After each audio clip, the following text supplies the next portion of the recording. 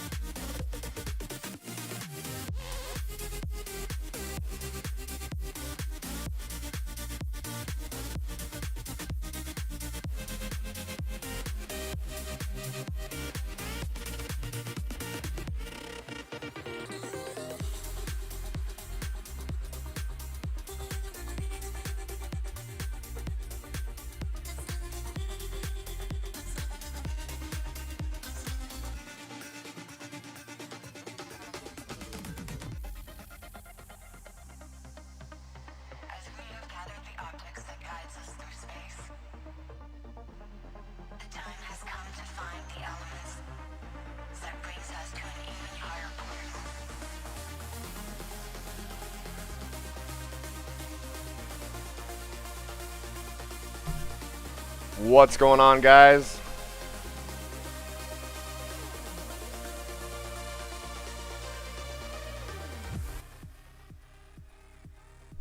Are you guys as ready as I am for this? We're just waiting for this to say download or something.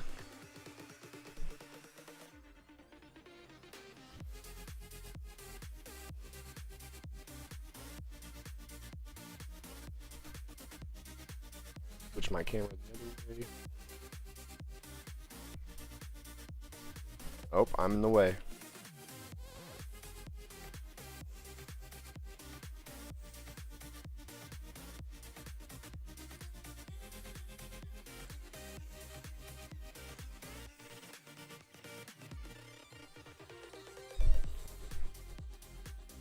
Ten o'clock. Where you at?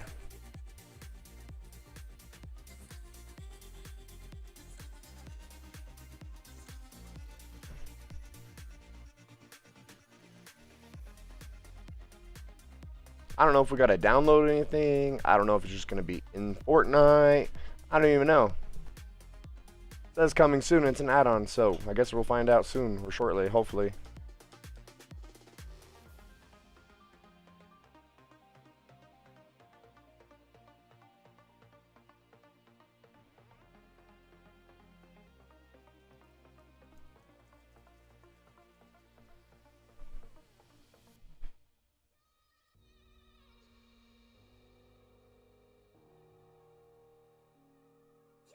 Coming soon.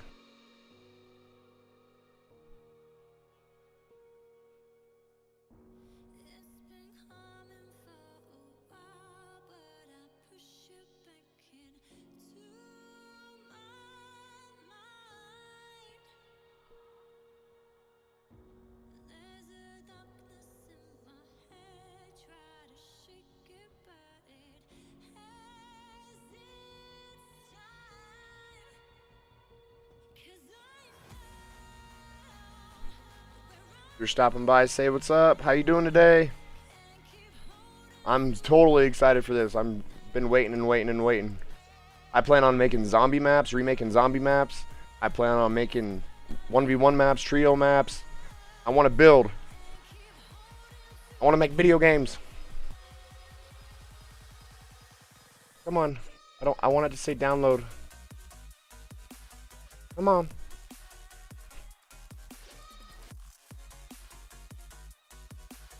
Launch Fortnite and see if there's anything in there.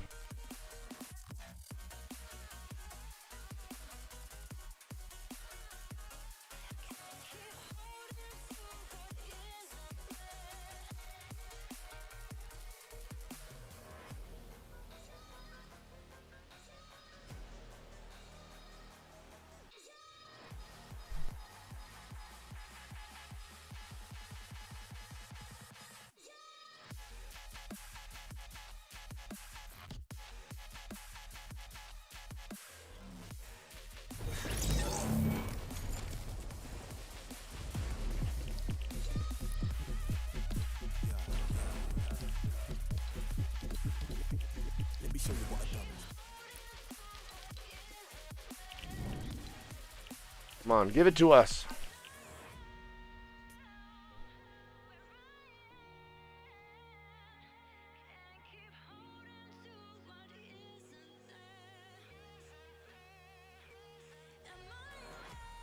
Come on, give it to us.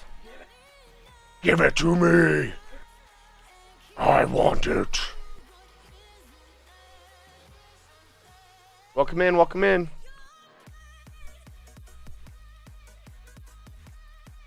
We're just waiting for a download button or something. I don't know.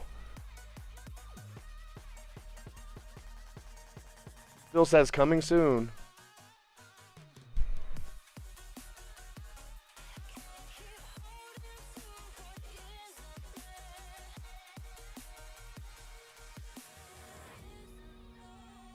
I'm so excited, I'm shaking, guys.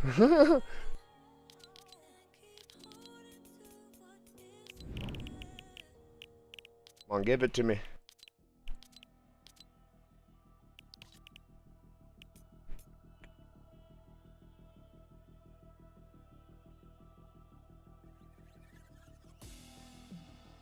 Today is the day. Come on.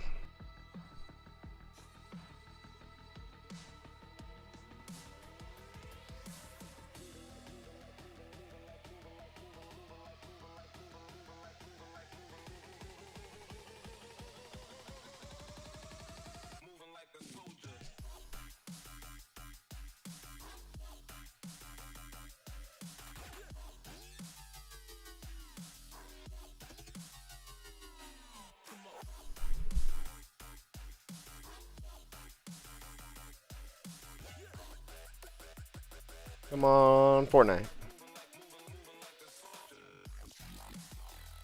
I don't think we gotta download the actual Unreal Engine.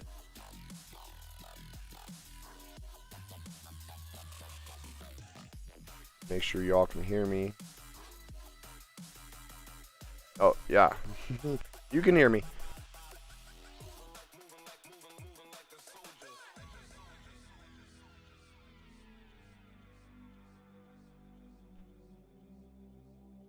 Come on, update. Give it. I want it. We'll play a game of Fortnite real quick and see if it's there, I guess. I don't know. What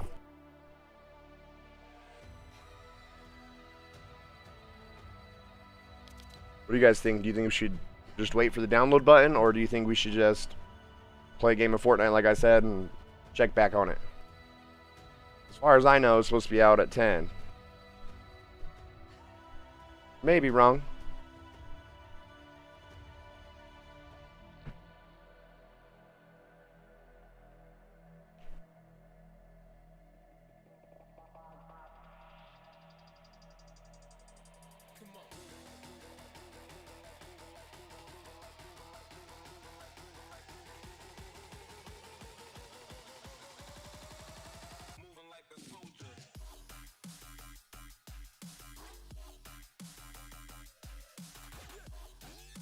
I want to change the title on my Twitch stream, but I don't know how.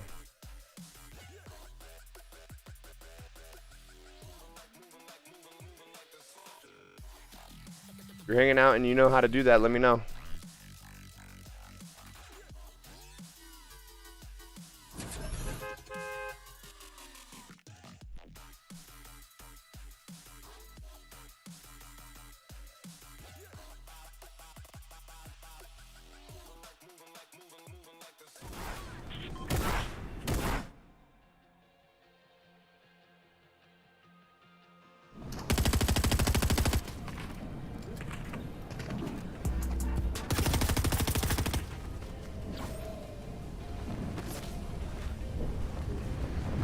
Pause the music for now.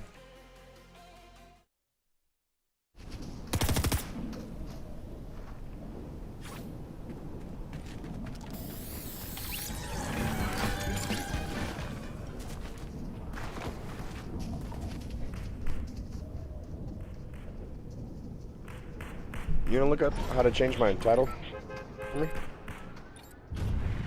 For some reason it didn't change my title when I went live.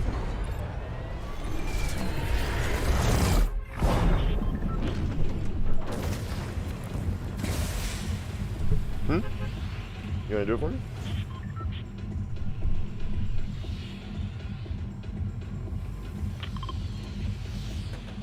You can close out the YouTube if you want.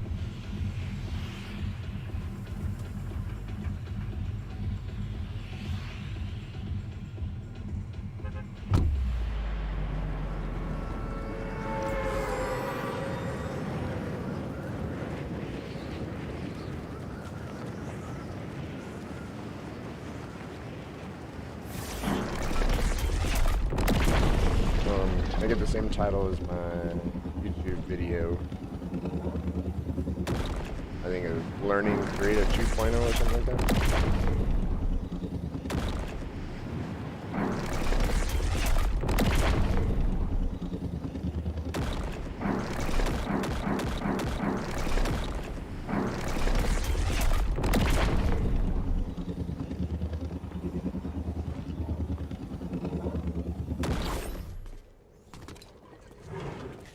Thank you.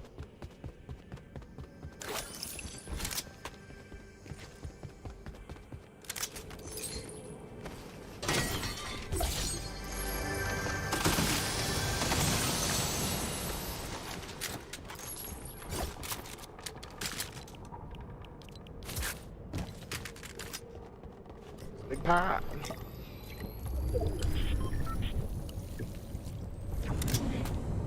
I'm gonna bring up my live stream again. Okie dokie.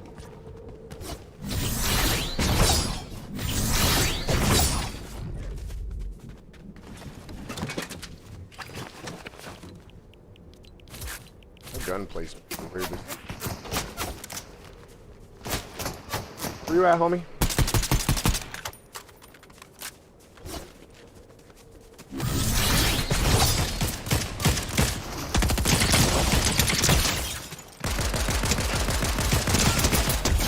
Damn, dude, you had a lot of health.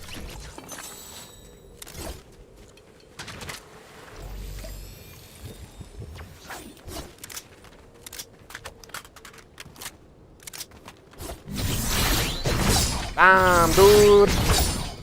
Where'd you get that from?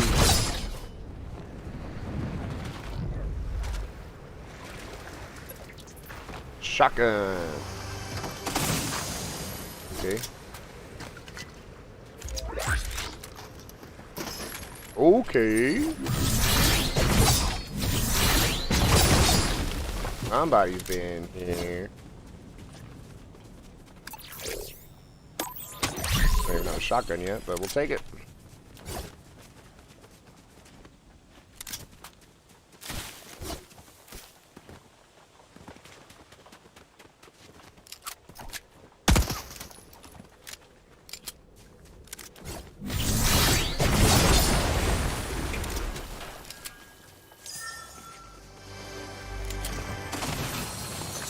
I'll take that.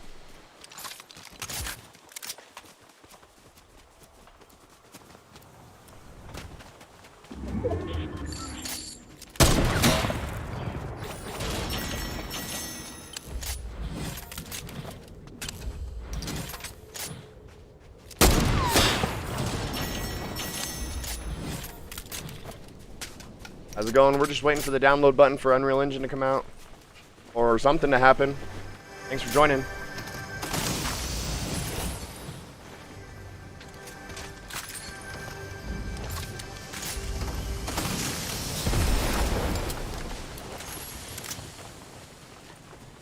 After this game, we're gonna go check on it and see what's going on.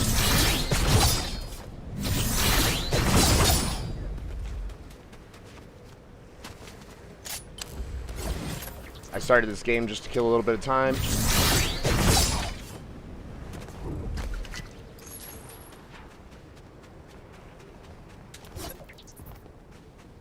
How you guys doing today? Happy hump day. Woo!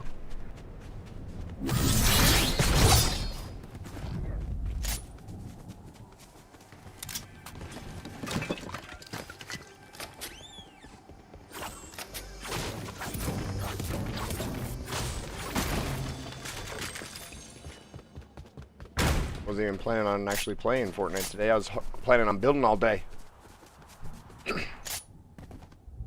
Here, let's go check on it right now, actually.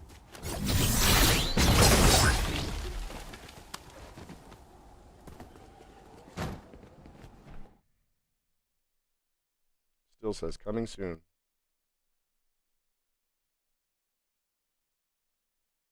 Coming soon. What kind of crap is that?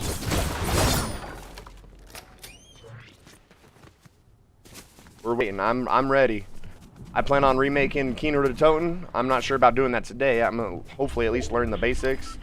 But I downloaded all the blueprints for the map and the layout, and I'm gonna definitely rebuild Kino to Toten. I think it'd be great. What do you guys think about that? You guys play zombies at all?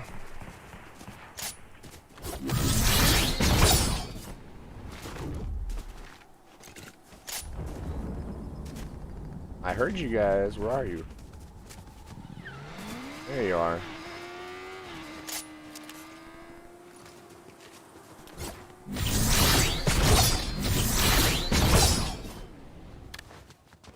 And that guy's gone.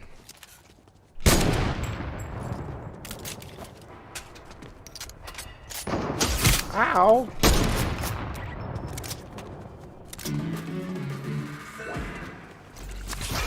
That didn't feel good.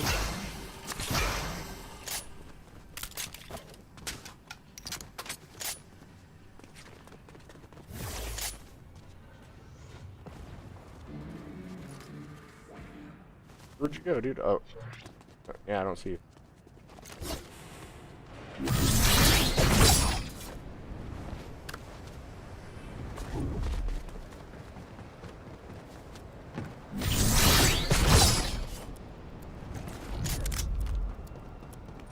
Nice to get a shotgun, not a gray one.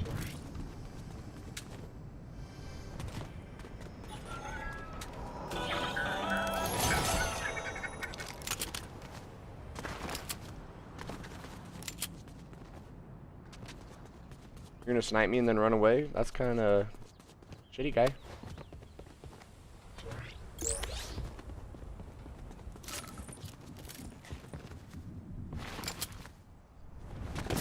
Fall damage for no reason. Thought I heard something. I did. See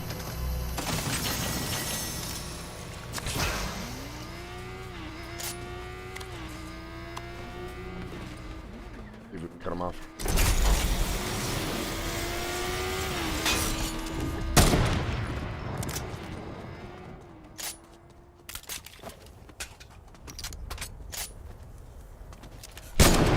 Yeah, my snipes are off right now.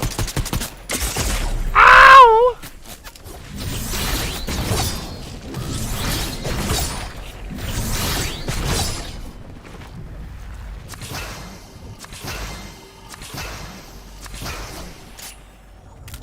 First game of the day. Oh shit, I thought that was the dude. Oh, that's him.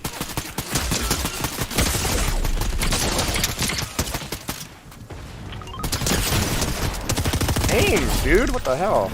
I gotta go, I'm dead. That was stupid. Ugh! Oh my god. Health. That was so lucky. Why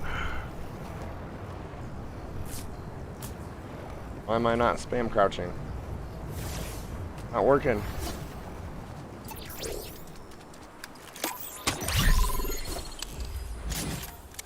Sorry, my guy. Just better than you, I guess.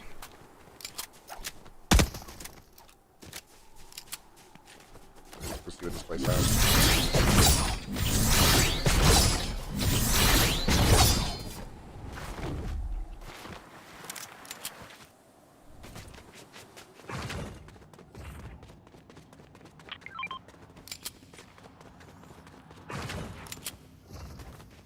Yep.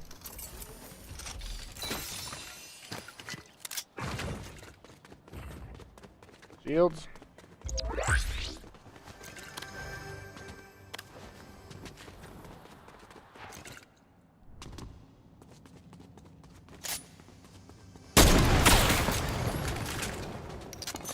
Nope. These minis real quick.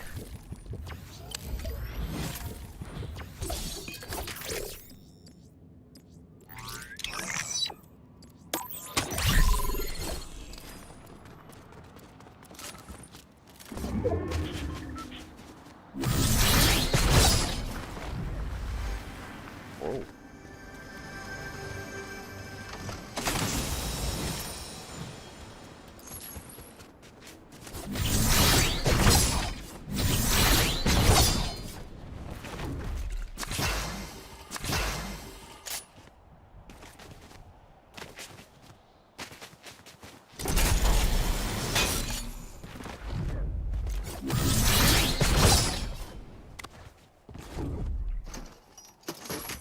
A bit of XP. Can I get something other than a gray shotgun on the ground? Like, what the hell?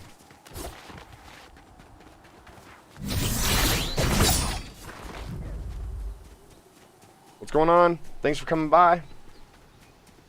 I'm just waiting for the download button to pop up on the Epic Store. Go check it. Oh, there we go. I mean, it's something.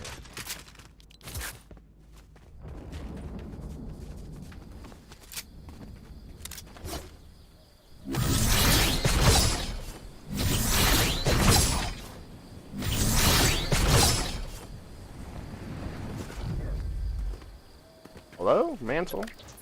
Oh, Mantle? Hello, Mantle?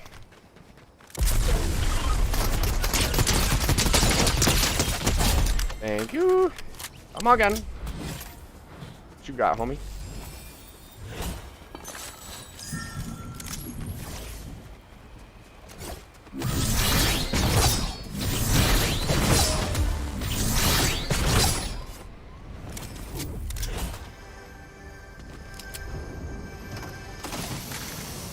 These light things always been here?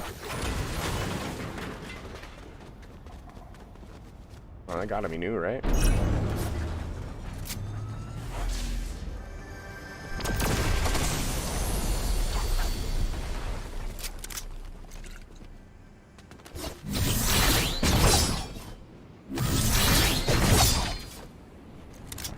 swear I heard something in here.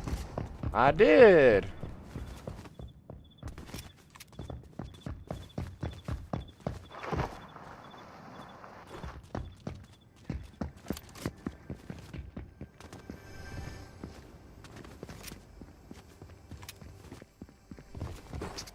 Now.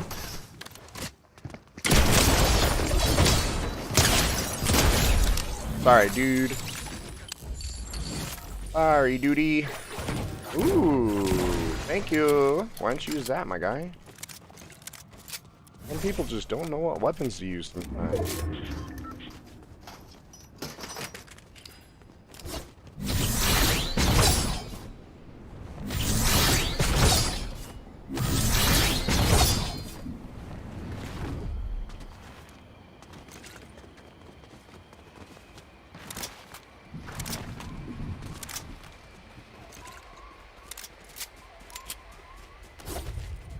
Should we risk it for the biscuit?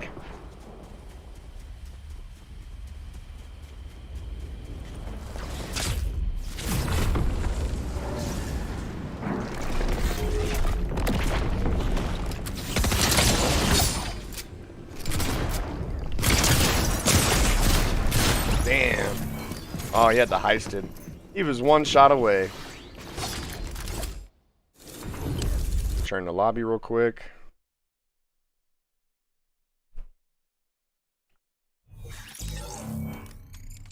Come on.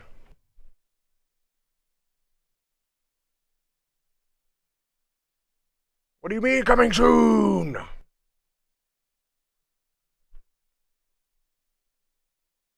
That was supposed to be out by now.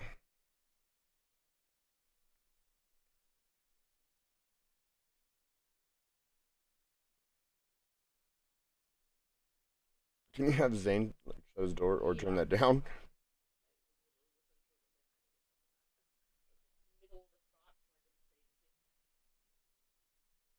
I'll be right back. I gotta use the bathroom.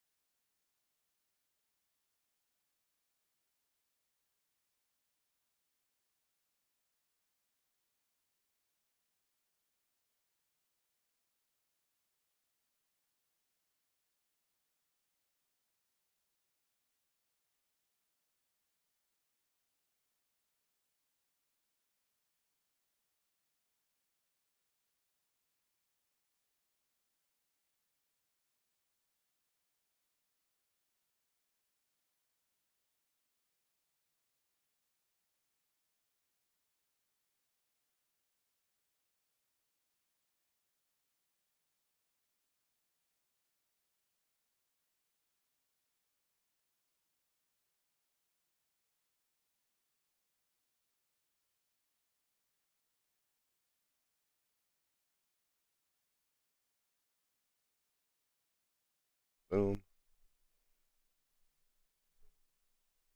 Alright, let's go on, Fortnite. What be the problem?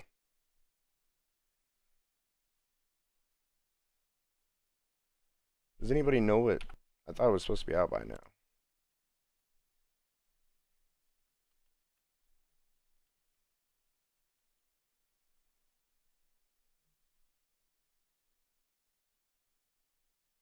Yeah, 12 p.m. Eastern, so that'd be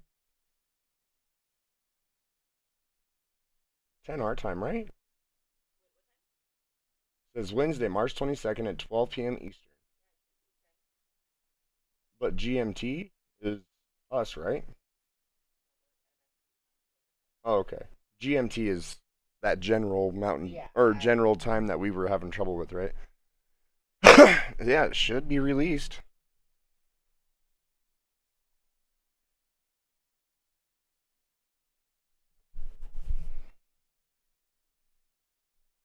What the heck?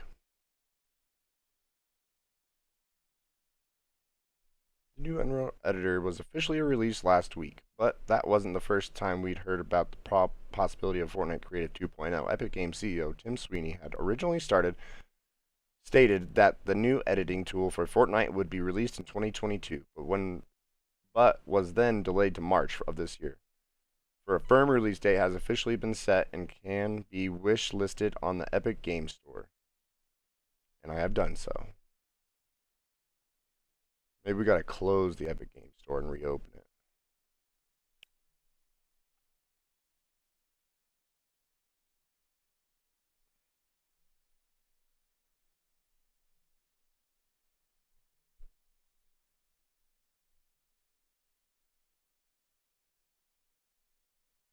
Why is my camera off?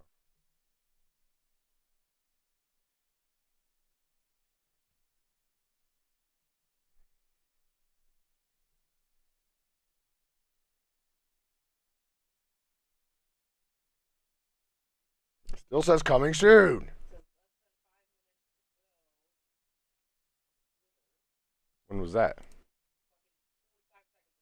Oh.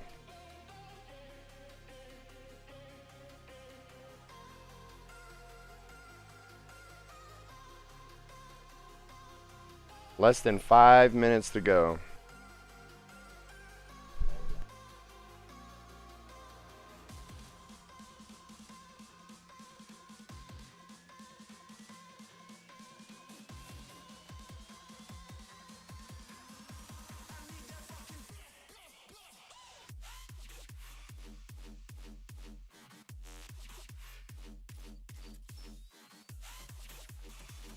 Well, I mean, Ninja's on. He's been on for 2 hours.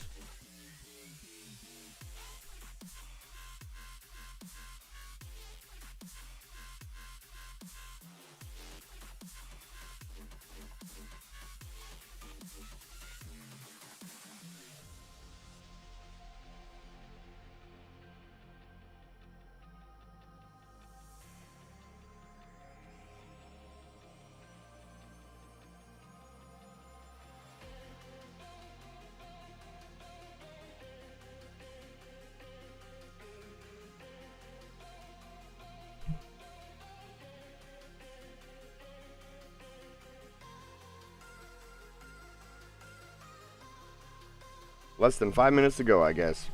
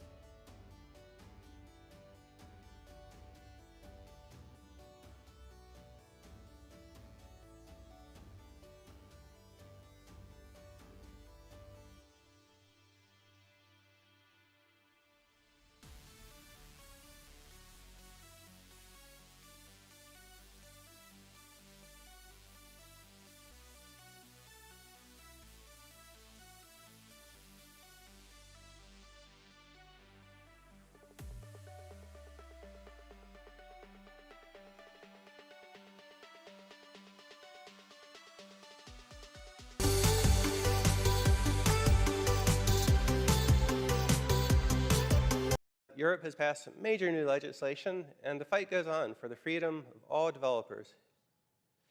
Mediatonic joined Epic, launched Fall Guys for free, and brought in 60 million new players. Bandcamp, the indie music site, joined Epic. Bandcamp helps indie musicians reach fans online today, and we're going to build metaverse opportunities for all musicians in the future. Fortnite thrived during this time. We launched 2 major chapters, lots of seasons, and brought the Fortnite audience up to 500 million player accounts. Travis Scott launched the Astronomical concert into Fortnite. Ariana Grande launched the Rift Tour.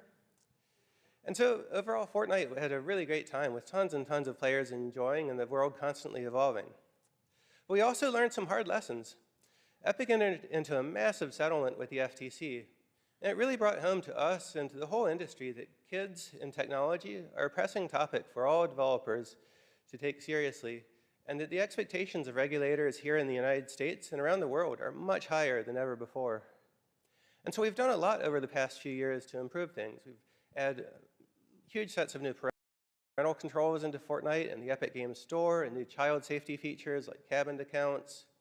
And being Epic, when we solve a problem for ourselves, we like to bring it to all other developers so they can benefit from the work.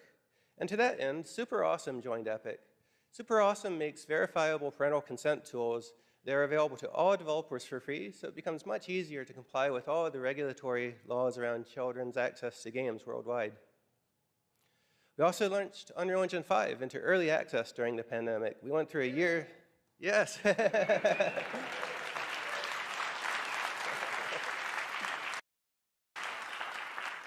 Went through a year of early access, followed by release. We updated Fortnite to Unreal Engine 5, and then we spent a whole year visually upgrading Fortnite to the latest capabilities of Unreal Engine 5, which we launched late last year, and we'll be showing later in this show.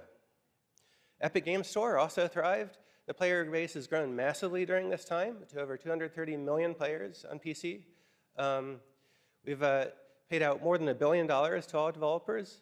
And we've also just very recently launched self-publishing, so it's easier than ever before to launch your game to all customers in the PC market with really straightforward tools and earn 88% of all revenue.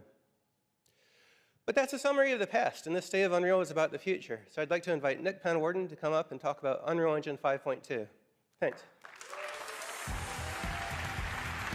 All right. Thank you, Tim.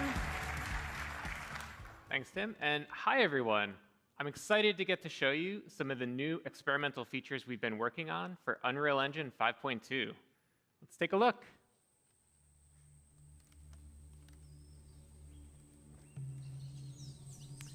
All right, so last year, we added several new features to the engine to support foliage rendering, and the Fortnite team used those features to ship Battle Royale Chapter 4. At the same time, Jacob over there and the team at Quixel were experimenting with what's possible for photoreal foliage environments, as well as testing out the latest functionality that we've been building for Unreal Engine. So, Jacob's here with us today in the Unreal Editor. Let's explore the environment. And what better way to do that than off-roading? And what better way to off-road than in a Rivian R1T? Now, Rivian uses Unreal to power their instrument cluster, including 3D visualization of their vehicles. So we worked with them to bring the R1T to life in this experience. Let's head on out, Jacob. Sure thing, on my way. All right. So we're building tools for interactive and dynamic worlds. So here we have chaos physics simulating rocks that tumble as we drive over them, leaves bend out of the way, and we also added some real-time fluid simulation. Wow. We worked with the team at Rivian to set up Unreal's chaos vehicle model to simulate the suspension of the truck and how the electric motors drive each individual wheel. Chaos also simulates how the tires compress and deform, and Meta Sounds enabled the team to precisely resynthesize the sounds of the electric motors and mix them with the ambisonics of the jungle.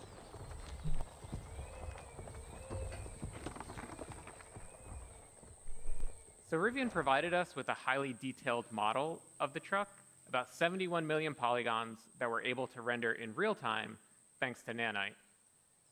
Now the Rivian not only looks incredibly realistic because of Lumen and Nanite, but also its materials.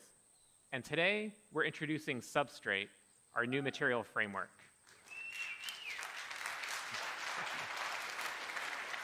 What does that mean? And to better demonstrate it, let's swap the paint out for opal. Now, of course, you can't order a Rivian with opal body panels, but opal was the internal code name for this project, and also a really great demonstration of Substrate's capabilities. Wow. The base layer models the iridescence, refraction, and reflections that occur inside of an opal. That's and crazy. on top of that is a layer representing the polished surface and how light is absorbed as it travels through that clear layer of varying depths. And now we can add back on the dust and dirt layers. And notice how the reflection changes when interacting with the dust layer, and that there are no artifacts along the transition from dirt to dust to opal. So Substrate is more expressive, enabling artists to create materials like this with different shading models and compose and layer those materials as they see fit. Hey, Ninja, how you doing today? Head on out, Jacob. On my way. I'm pretty sure Unreal Engine In terms of 2 or performance, Creative 2.0 is Substrate going to come materials out that are similar to the current after this Unreal Engine announcement. shading model cost about the same. But now, artists have the freedom to author more complex materials for extremely detailed use cases, like in cinematics and in film. So we're going to drive under this fallen tree here, and everything that you've seen up to this point was painstakingly hand-built by the environment team at Quixel. Everything since that fallen tree has been built using our brand new experimental suite of procedural content generation tools, entirely an engine that are flexible, deterministic, and artist-driven. Our guiding principle in building these systems was to empower artists to make tools for artists. So Jacob's going to go ahead and add a procedural assembly to the world. And the cool thing is that it communicates. Thank you. Yeah. Pretty cool. And the cool thing is that it communicates with other nearby procedural elements in the scene, like the creek bed. So let's say a designer comes by, wants to direct the player to drive to the left. Jacob can simply move the assembly to the right, and everything updates to accommodate that change. Wow. Game design is iterative, so let's say the designer comes back, wants to give the player the choice of going left or right again. Jacob can simply move the assembly back over. Now, the artist who created this assembly also added some additional handles that Jacob can use to art direct where rock slides occur. Allows him to customize the piece a little bit more, make it a little easier for the Rivian to drive by. So we started by handcrafting that original part of the level to set the visuals and art direction for the entire piece, and then built out procedural tools that allowed the team to create a much larger play space much more quickly. Wow. Now let's see how we can use these procedural tools to make larger sweeping changes to the environment. So Jacob, let's start by removing some of the trees in this area. Absolutely, that's easy enough actually. All right, a little too much. Let's add some trees back in. Okay. And let's also add in some cliff formations, give it a little bit more variability. So the procedural systems are all deterministic. As Jacob is experimenting with different sets of input parameters, once he finds a set that he likes, he can always go back to it and get out exactly the same results. And the procedural systems aren't just placing trees and rocks, but also fog cards, bugs, birds, everything that's needed to bring this environment to life. And everything that you've seen here works at scale. This environment is 4 kilometers by 4 kilometers. If we hide all of the procedural elements, we can see that original hand-built area about 200 meters by 200 meters. We believe that there will always be the need for hand-building environments, so we design these procedural systems to be tools for artists that work in concert with hand-built content. Both Substrate and the new procedural tools will be available in experimental form in 5.2. And everything you've seen here is running in the Unreal Editor in real time on a developer machine with an Intel 13900K CPU and NVIDIA RTX 4090 GPU. So Jacob, thanks for being here and helping us out today. Thank you very much, Nick, for having me. It's been a pleasure.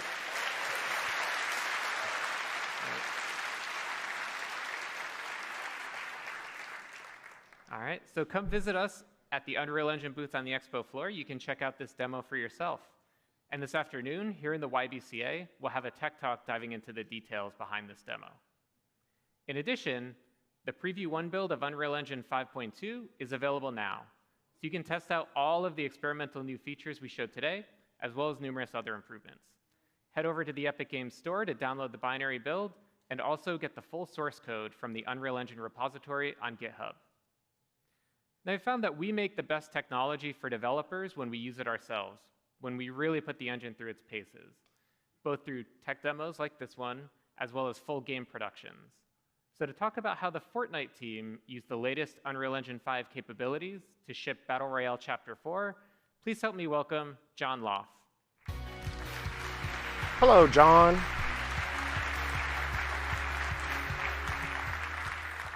Thanks, Nick.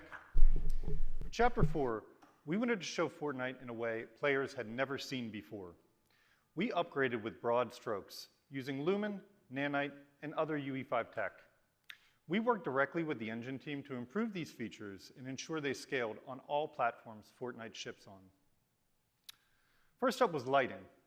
Now, our options in the past to improve lighting have been somewhat limited because Fortnite is a really dynamic game. Big lighting just doesn't work because the moment a player destroys a wall, light maps are invalidated. So we were really excited to give Lumen a shot. It updates global illumination in real time as the environment changes. Early in Chapter 4 development, we captured a video of Lumen enabled in a Fortnite test build. And the player in the video destroyed a wall, and light just came flooding into the room. And honestly, it was pretty stunning. It brought new life to the environment, and the realistic bounce light worked great with Fortnite's vibrant style. While initial results were exciting, nothing is that easy in game dev. And as we discovered, real-world lighting can create real-world problems. Playtests revealed areas of the map, like attics and basements, that had no windows and were just too dark for gameplay. And it was also the first time we were using auto exposure, and it was causing bloomed out areas when players were in dark interiors looking outside. We solved these issues using UE5 features like local exposure and some art-directable controls within Lumen that enabled us to provide a final image much better for gameplay. While the art team refined content, the engine team provided some new scalability options so that we could run Lumen on next-gen consoles at 60 frames per second. In addition to lighting, Nanite opened the door for us to add an incredible amount of detail to the Fortnite island. It was introduced in UE5 as a virtualized geometry system that supports extreme mesh complexity. So we spent some time experimenting, looking for a good balance between stylized art direction and detail, so we could increase visual quality, but still maintain Fortnite's iconic style. Now that artists weren't limited by triangle counts, we scaled our content pipelines to support Nanite on high-end hardware. Tech artists modeled new vegetation assets, and the art team created some high-detailed props and some amazing hero assets. But this still left us with a large building library that needed a visual upgrade. We resolved this using an offline process that took displacement maps from our materials and created high-resolution nanite meshes. It was really cool to see these classic Fortnite materials like brick, stone, and wood get a high-resolution facelift and pop off their surfaces. Now, past nanite demos have relied on static hard surface environments, but Fortnite's an animated world. Trees blow in the wind, and buildings wobble when hit.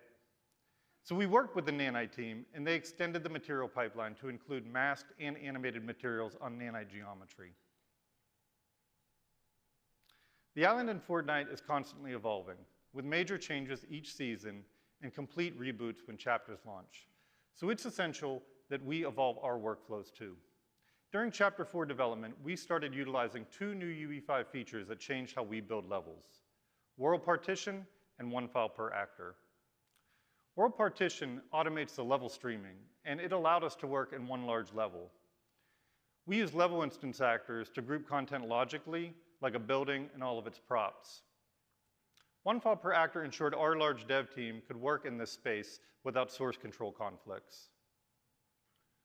Now, these features hadn't yet been put to their paces by a large dev team, so there were some early bumps in the road. But our LDs were in daily communication with the engine team, and we saw consistent improvements. Not long into production, we were developing Fortnite in a much more collaborative environment. Our goal for Chapter 4 was to deliver an awesome experience to our players. But we also hope by using and improving the engine's newest features, we've improved your experience as well. Now, with a look at the amazing work developers are already doing in UE5, please welcome Dana Cowley.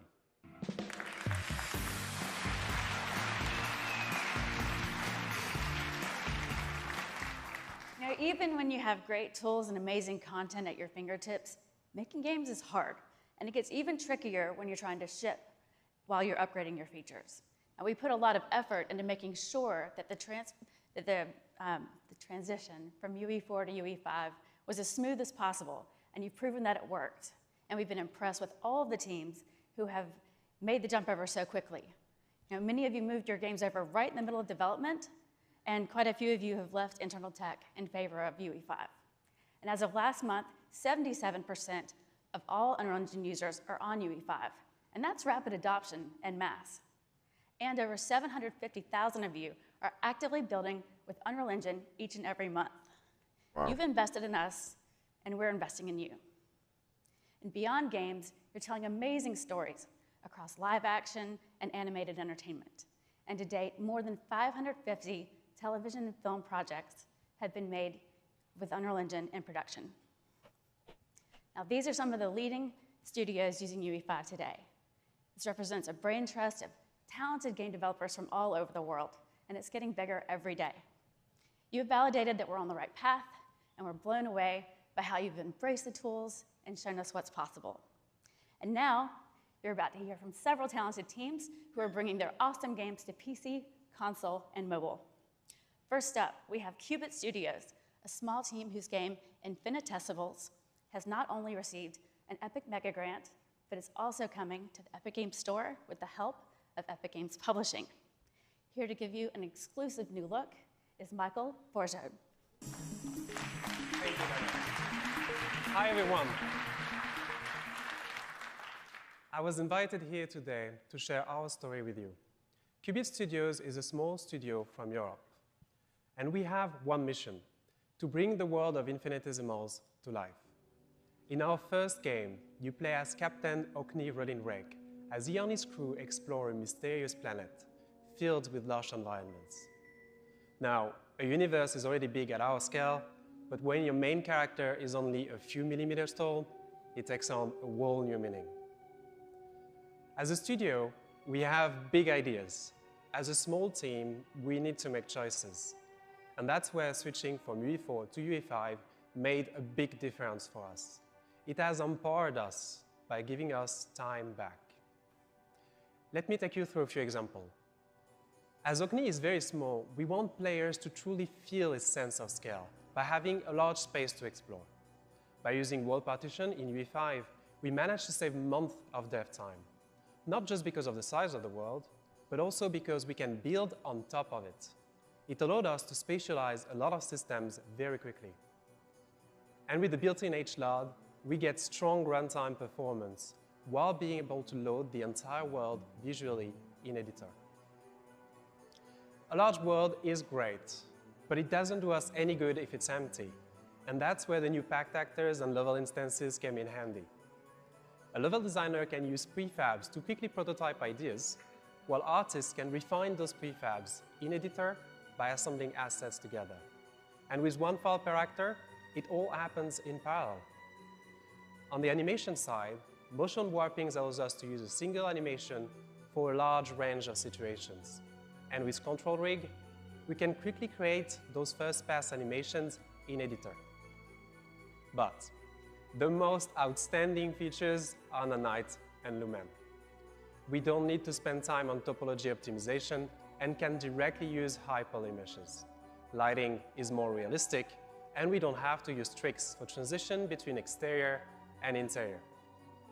All in all, working with UE5 has been a tremendous time saver for us, and upgrading from UE4 was surprisingly easy. We were up and running in a couple of days. We can now iterate more quickly, focus on gameplay, and allocate time to riskier ideas. But enough talking. Go on the Epic Games Store and wishlist the game now. Thank you, everyone. Enjoy the rest of the show. Your team has built a beautiful game, Michael. Fantastic work. Now, our next partner is one that needs little introduction. Kabam develops and publishes world-class, highly social, multiplayer mobile games. And today, they are here to make a special announcement. Please join me in welcoming Vice President of Product, Tyler Black. Bam! Thank Thank you, Dana, for that kind introduction. Hi, everyone. At Kabam, we've worked with the world's biggest brands and created our own stories to bring some of the most successful mobile games to players. Today, we're proud to announce a new project, one that ushers in a whole new era for Kabam. King Arthur, Legends Rise.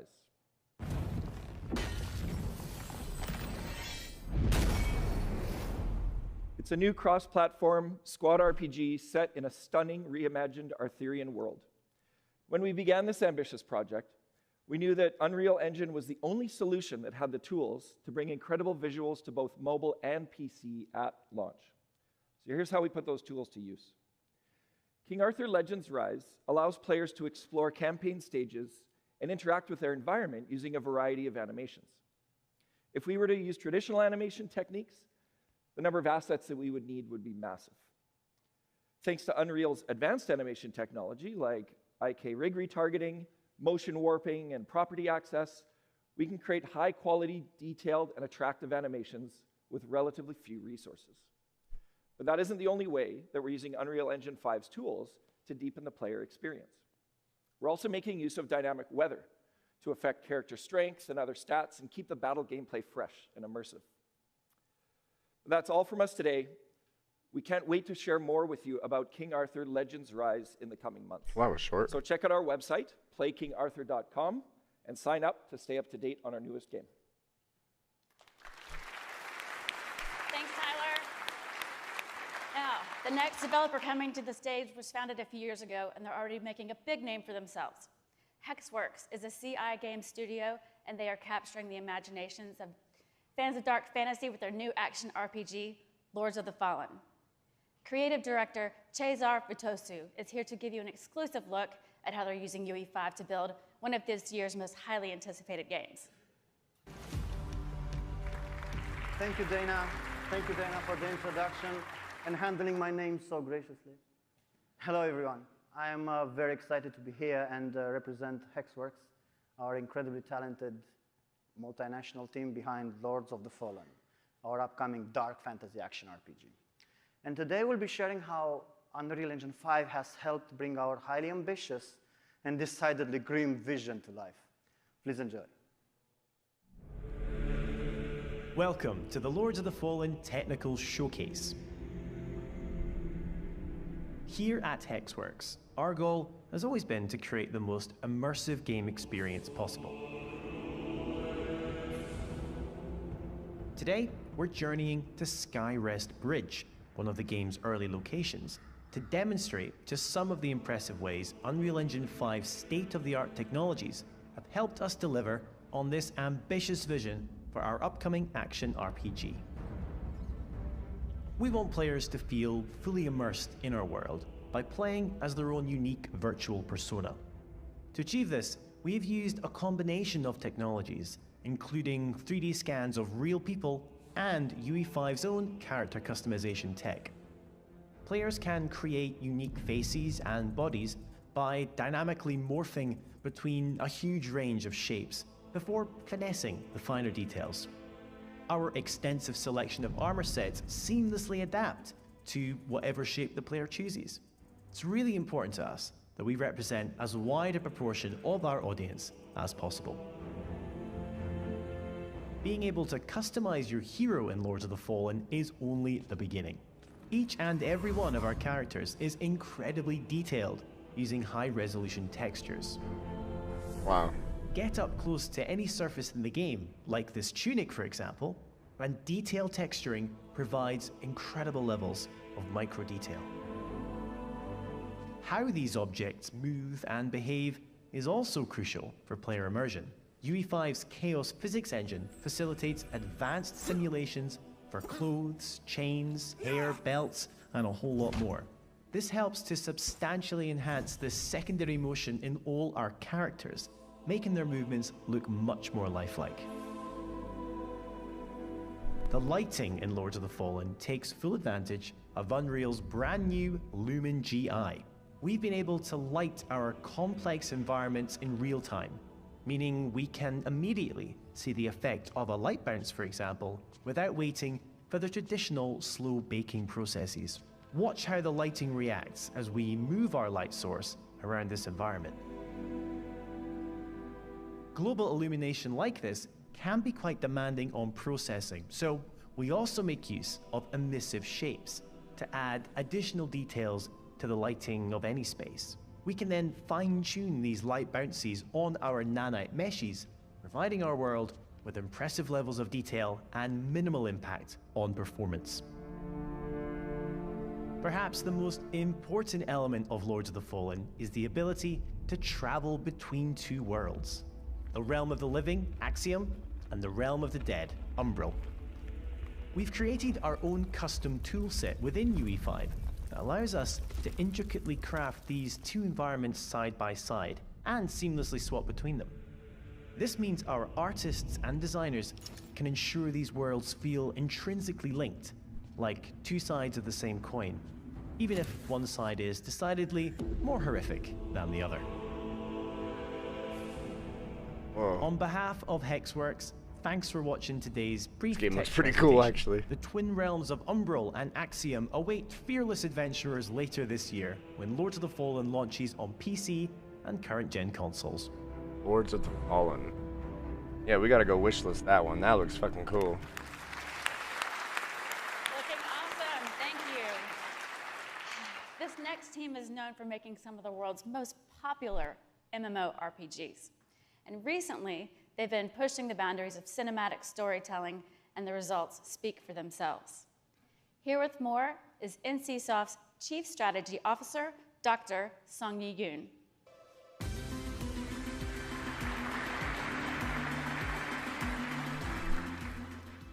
Thank you so much for the introduction, Doctor. Dana. Good morning, everyone. I'm excited to share our latest production, Project M, with you today. As you may know, NCSoft is recognized as one of the best MMORPG developers thanks to our blockbuster franchises like Lineage and Guild Wars. However, we're not content with this achievement. We're always pushing for boundaries and exploring new technologies. So let me introduce Project M to you. It is our latest innovation, harnessing the power of cutting-edge AI and graphics technology to an unprecedented level. With the help of Unreal Engine, we have achieved our vision for Project M with seamlessly integrating our foundational AI technology, resulting in breathtaking detail.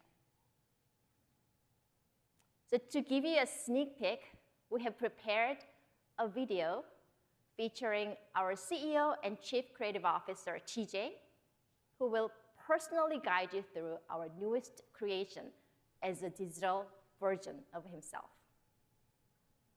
Thank you so much for your attention, and I hope you enjoy Project M.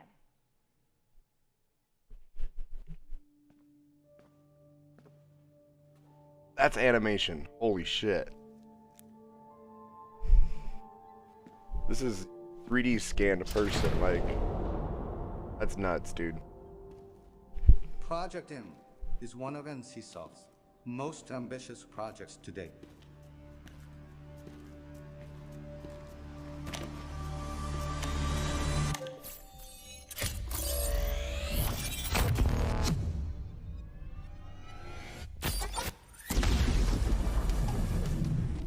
What would it mean to you if the world was comprised of informational particles instead of physical particles? Wow. Oh, I got a little ahead of myself. I am TJ Kemp from NCSoft. Welcome to Project M.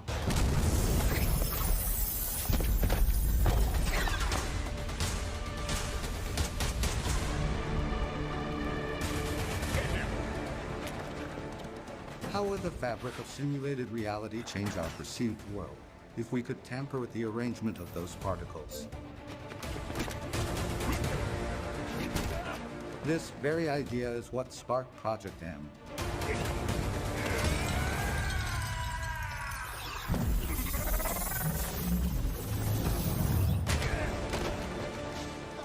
The informational particles that shape Project M's world can transform reality based on your choices.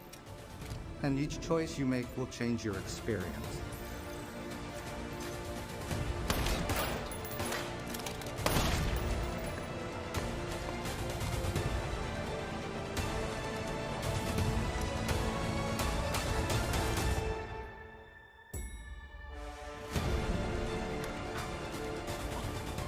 The information that exists in the present reality determines how the world will unfold.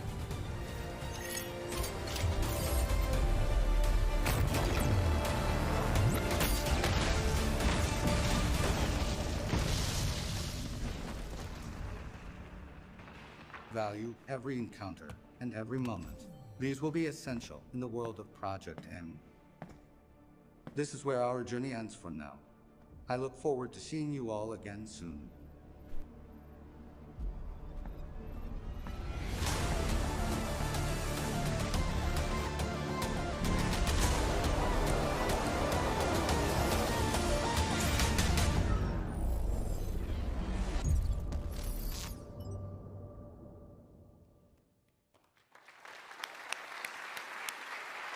Thank you, Dr. Yin. At the end of that, it said it was Project M is looking amazing and it's unlike anything we've seen. animated by AI. And thanks to all the teams that have given us a new look at your incredible games.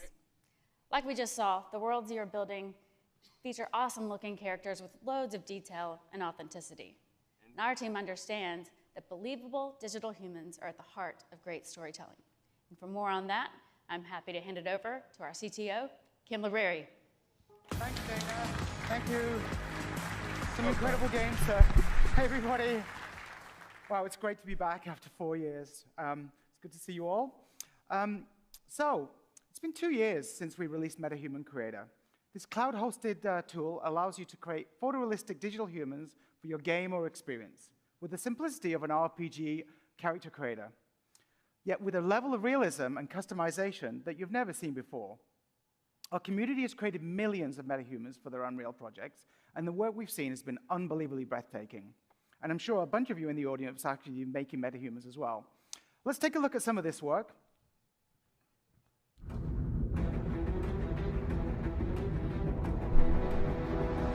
This company's called MetaHuman, and you can make your own characters inside of this and make them look realistic like this.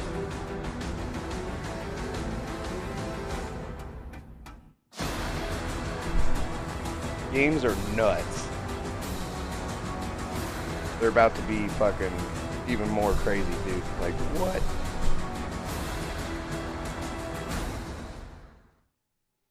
Amazing. You know, there isn't a day that... Thank you.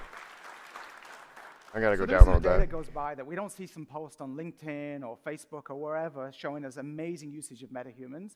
And I think it's been a really big game changer for anybody trying to tell a story in their game or their experience. But today we want to take things to the next level. So I'm going to actually introduce two of my most favorite friends to the stage. Our head of digital human technology, Vladimir Masilovich, and the actress best known as Senua from Ninja Theory's fantastic Hellblade series, Melina Jurgens.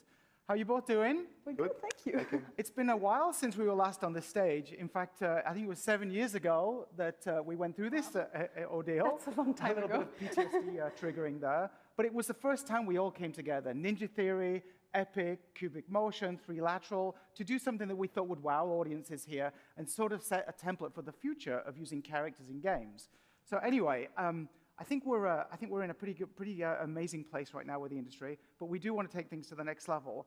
And what I want to do a little bit about is how's things going at Ninja Theory? How's the new game going? Yeah, the team and I are doing really good, and we're just extremely busy working on the follow-up to the first Hellblade, which will be called Senua's Saga Hellblade 2.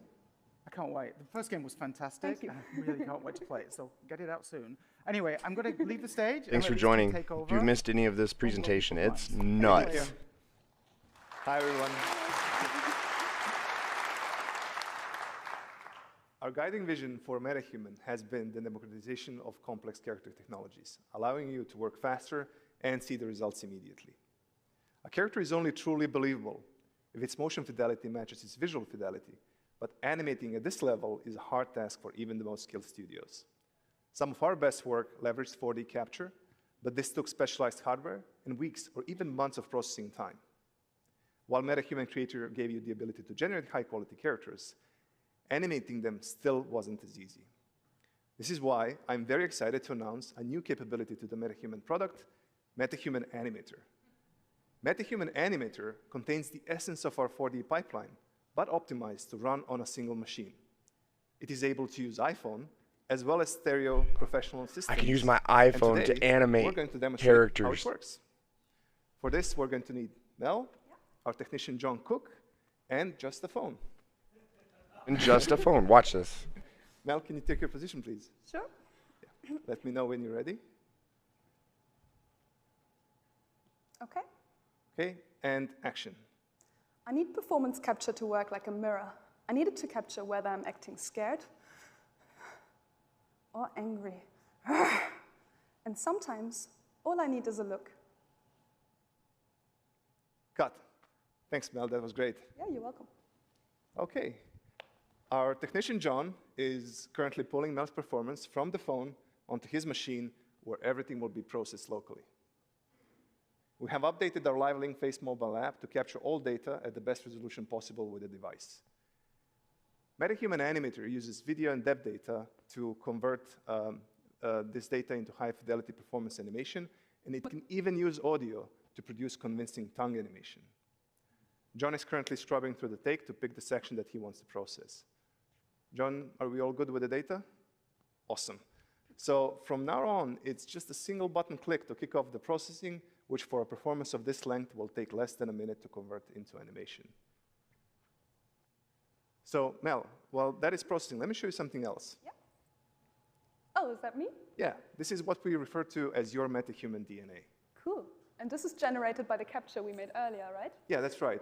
So from only 3 frames of video and depth data, we can generate a rig that predicts all of your facial expressions in just a couple of minutes. Wow. And do you only need to do this once for each actor? Yes, that's right. It calibrates the solver to your face so that we can produce the performance in a way that faithfully reproduces your original performance. That sounds cool. Yeah. So let's check back on the processing, which today is on the latest CPU and GPU hardware from AMD. MetaHuman Animator uses a custom epic facial solver and landmark detector. We can interactively look at the animation while it's being solved and compare it to your original performance. So it looks like it's almost finished. After this, it's going to do one more pass to make the curves more stable, which is really quick. And from here on, we just need to export the animation. This takes only a few seconds. And then John needs to drop it in the level and add the audio so that we can see the result. So Mel's MetaHuman should now be ready in the level. Mel, you excited to see the results? Yeah, can't wait to see it. I need performance capture to work like a mirror. I need it to capture whether I'm scared or angry. And that's the character they made from the MetaHuman. All I need is a look. That's nuts.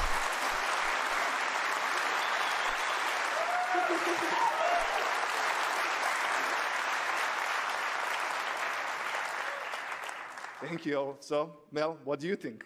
I think it's incredible because it usually takes months between performance capture and getting any results back. Yeah, they're saying it usually takes months before and the all of this downloading is and then having to hand animate controls. everything. In Then this they're like, case, we we just are need to using make a our own bespoke fucking 4D rig, which we type created of together with Ninja Theory for Hellblade 2. whatever it's they also call ready it. to use on any MetaHuman or any other rig that follows our new MetaHuman standard. Let's have a look at that. I need performance capture to work like a mirror.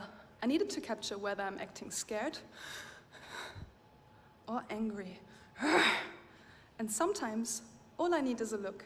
So the scene take works even on stylized characters. My brain's working. Thank you all. These technologies are completely redefining our creative process, as they will redefine yours when we release MetaHuman Animator to everyone in just a couple of months. We've got one more thing we'd like to show you. We haven't forgotten about the needs for full performance capture shoots. What you're about to see is animation that has not been polished or edited in any way, and it took MetaHuman Animator just minutes to process start to finish.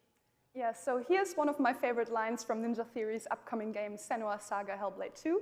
And I really hope you enjoy it and the rest of the show. Thank you very much. Thank you.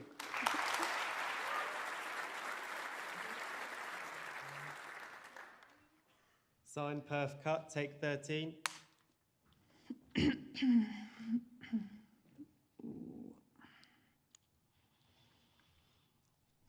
This is all animated.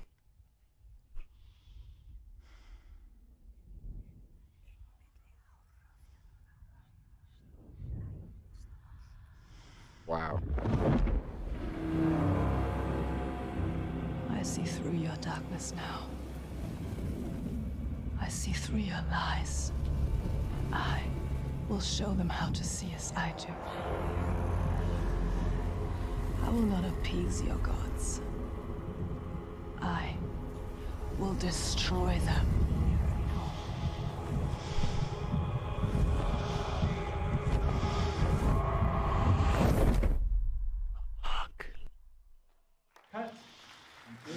Good? You like it? Wow. Man, was that cool. All right, let's talk about the future of our creator marketplaces. We all know one of the biggest challenges in game development is the time and cost associated with making great art and visually stunning environments. Now, we've seen that by giving you access to high-quality, game-ready assets like Quixel Megascans, world building can be faster, more efficient, and more economical. The resulting explosion of creativity that we've seen from our Unreal Engine developer community has been awesome. In fact, it's inspired us to double down on a mission that started several years ago. Since the launch of Unreal Engine Marketplace in 2014, we've been working to aggregate and organize all the world's best digital assets for you to use in your work. In 2018, we joined forces with Quixel, whose Megascans have now been downloaded over 40 million times. In 2021, ArtStation became part of the Epic family, and we welcomed a community of the world's best digital artists who've since uploaded nearly 12 million projects to the site. Later that same year, Sketchfab joined Epic and now has more than 10 million registered users who are using the platform to discover, share, and manage 3D models on the web. Now, each of these businesses has their own unique superpowers. Incredible content, of course, vibrant communities, and killer capabilities. We're now working to bring all this together into a unified offering. Let's take a look.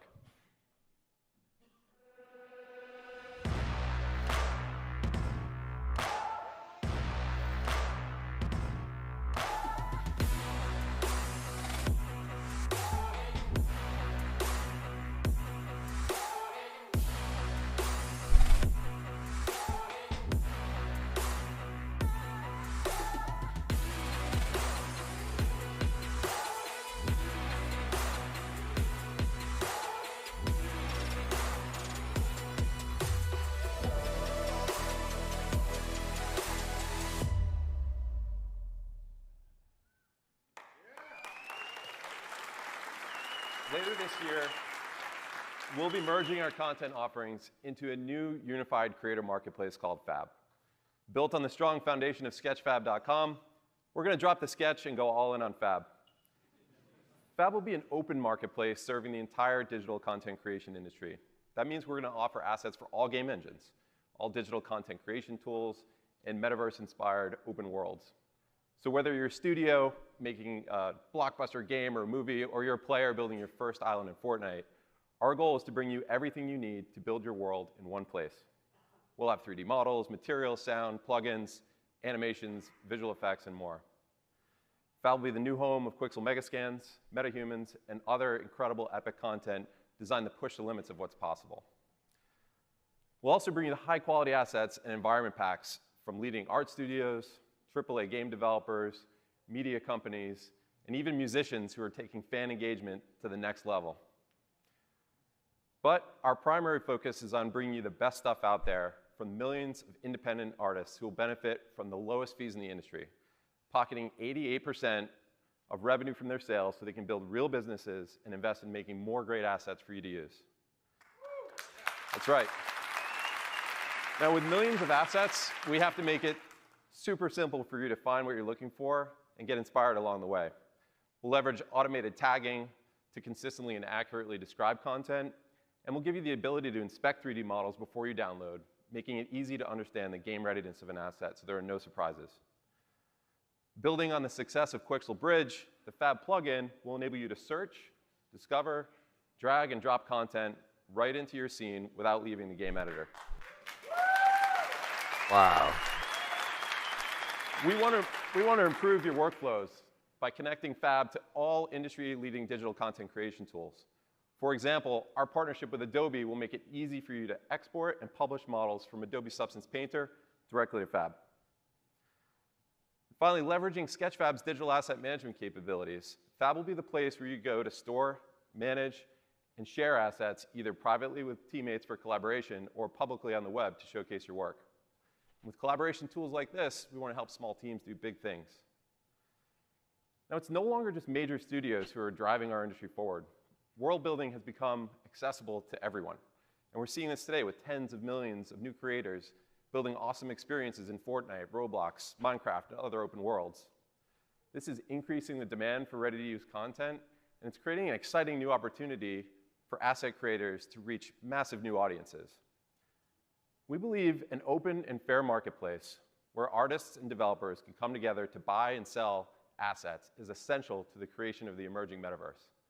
Now, we're going to keep you posted over the course of the next several months as this rolls out, and we're looking forward to partnering with you all to make this an industry-wide success. And now, please welcome Sax Pearson.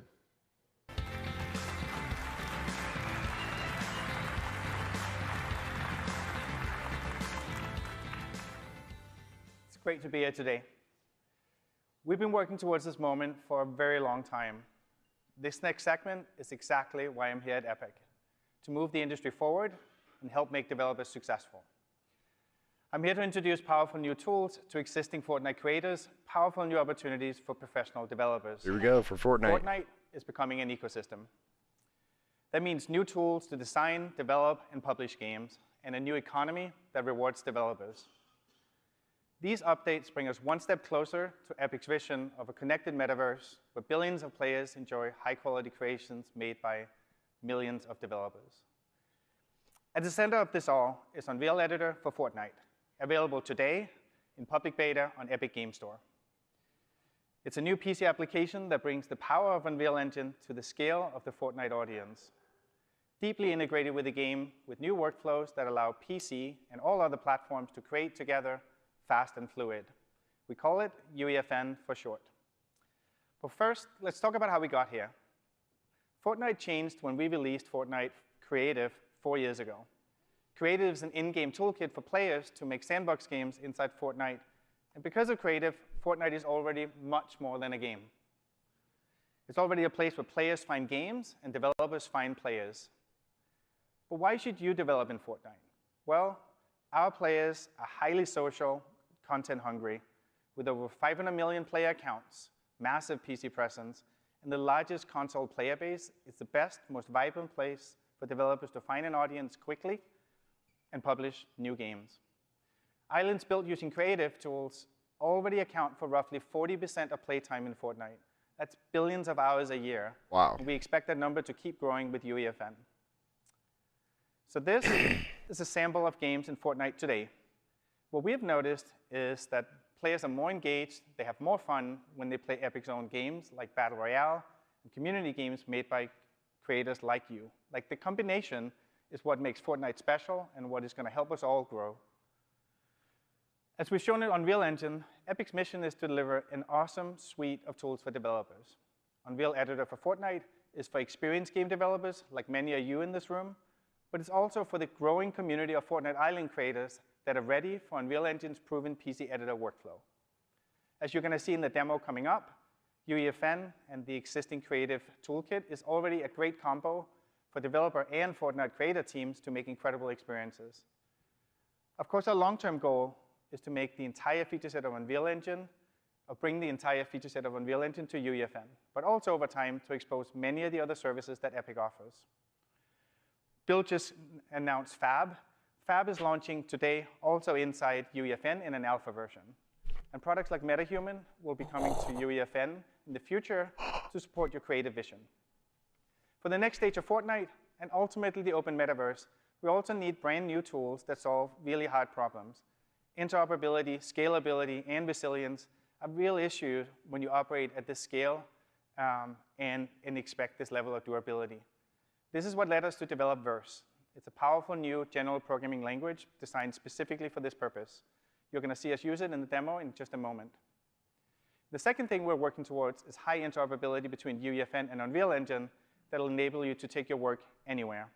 And by the way, behind me is the new Creator Portal, also launching today, where you can manage all your islands, one-click publish them to the world, and when you publish to UEFN, your original IP and your assets are yours to take anywhere.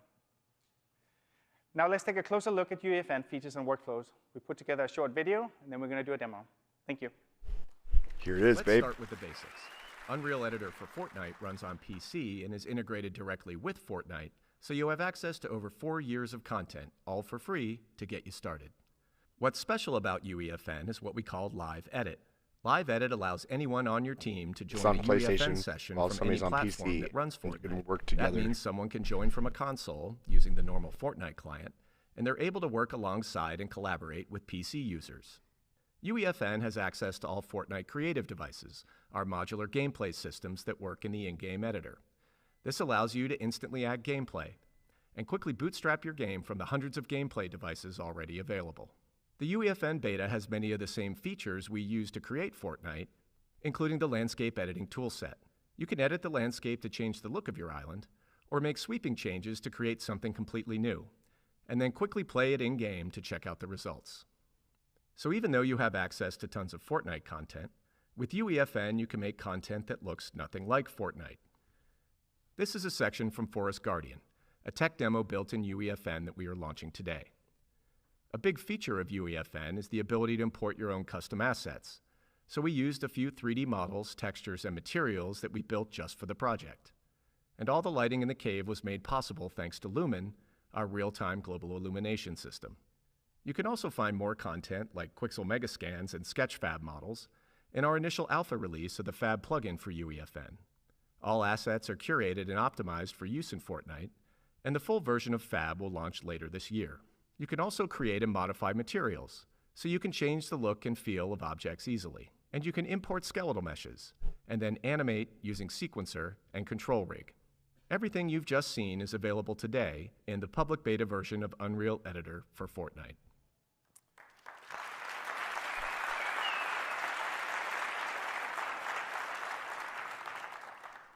So it's a short video of just like the most condensed way we could show some of the more important workflows. But I think a much better way is to tempt fate, and let's do a live demo on PC running on Fortnite public servers right here on stage. Welcome Michael and Ray to the stage. Take it away.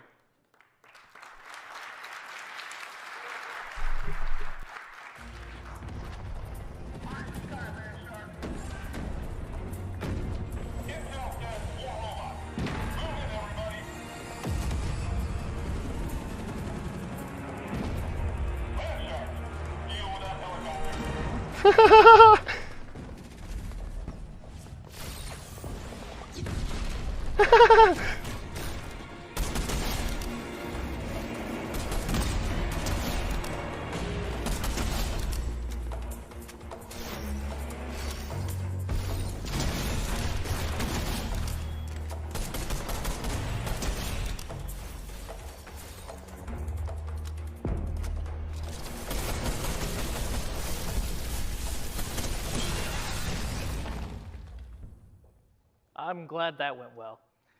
All right, hey folks, so let's talk about how all this was made. Michael here has the scene open in Unreal Editor so we can take a closer look.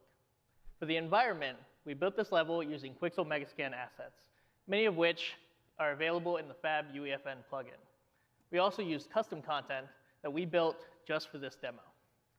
For the gameplay you just saw, we hand-placed enemies using a creative device called a guard spawner, which generates the aliens that you saw at specific locations.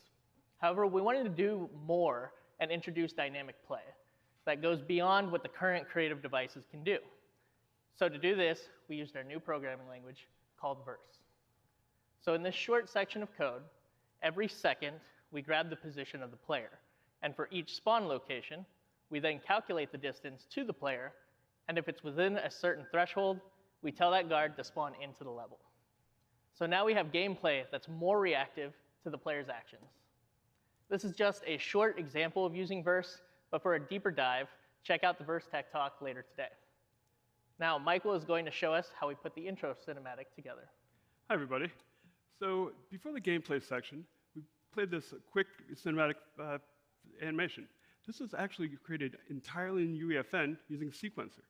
Sequencer is our multi-track editor, and it's been used in everything from in-game cinematics to Hollywood feature films. So let's take a look. Now all of this stuff is available right inside UEFN. So let's take a look at this last shot from a slightly different perspective. So the other thing we featured in this section was a bunch of Niagara. Niagara is now available in UEFN, and it's our high-end VFX system. So, and just like in the movies, you can frame up shots and have great effects. So what we're going to do here is just set this up. So just like in the movies, you can have slow-mo too. Makes everything better, right? So these are just a sampling of some of the stuff that you can do inside Sequencer. But let's get back to the game. All right, so now that we're back in the game, in UEFN, you have access to Fortnite's time of day system. Or you could use what we did and do what we did and use a completely custom lighting solution. And thanks to Lumen, both daytime and nighttime look great. Now, let's go to the final gameplay section and let's close out the demo. But as a reminder, everything that you're seeing here was created in the same version of UEFN that we're releasing today. I think I'm going to jump in here and help you, Ray. I'm all for that.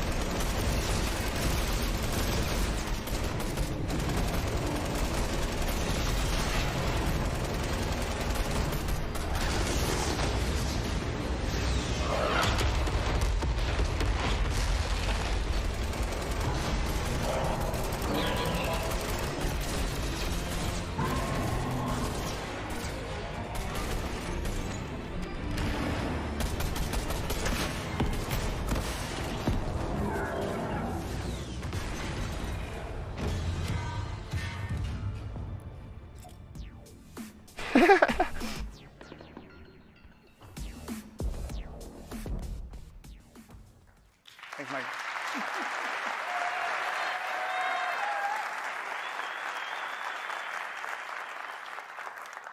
Thanks, Michael and Ray, everybody that put this together. The demo came about when we asked the special projects team inside Epic that came straight off the Matrix. It doesn't even look like Fortnite. Why don't you put UEFN through its paces? And one amazing fact about this demo is that it's less than 400 megs, it downloads and plays in less than a minute, and it plays on any platform that Fortnite runs on. Like, that is the promise of what UEFN is. So again, Unreal Editor Fortnite is available today in public beta in Epic Game Store. If you want an early glimpse of some other technical showcases that our internal teams made with UEFN and Verse, check out Deserted Domination, Forest Guardian, and The Space Inside. All three are available to play right now in Fortnite Discover. So we've talked about brand new tools and the Fortnite ecosystem.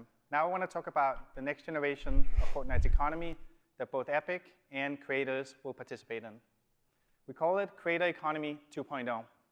Here's how it works. The money in the economy comes from player spending in the item shop. Fortnite generates billions of dollars a year in revenue from player purchases. Fortnite players who have fun engaging in islands tend to spend more in the item shop. Creators who make popular islands are bringing real value to the Fortnite ecosystem, and we're going to share the resulting revenue with them. Wow. This is the engine powering a Creator Economy 2.0. We believe this so strongly, we will distribute 40% of Fortnite's global net revenue to eligible creators who publish games in Fortnite, both independent developers and Epic. Anything we make, like Battle Royale, Zero Build, also participates in the pool shared with creators. This will be the primary way that Epic will pay for our own game development in Fortnite going forward. This is I'm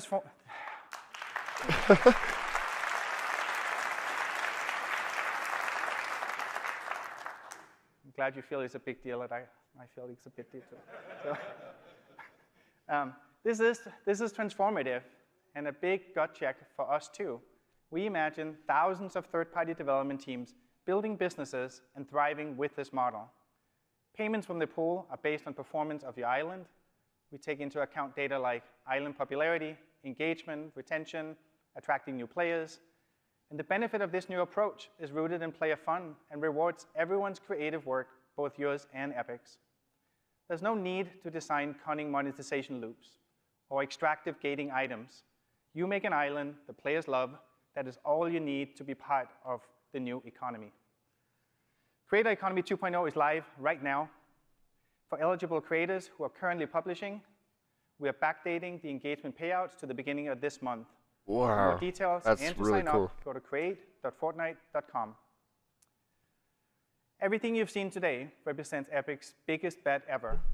The release of advanced tools that publish directly into Fortnite on PC, console, mobile, and cloud, lowering the barrier for developers to be part of one of the biggest entertainment ecosystems.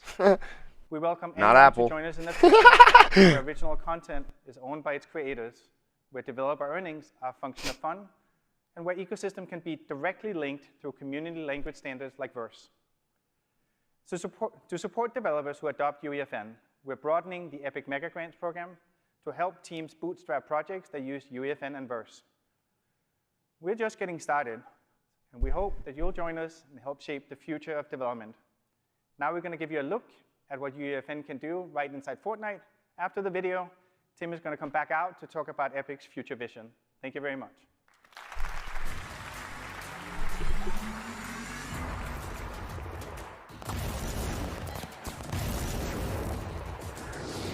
Is that Rust?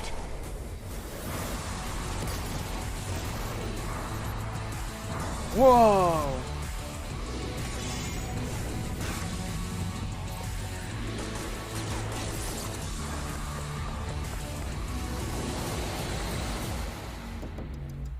Oh my god, dude.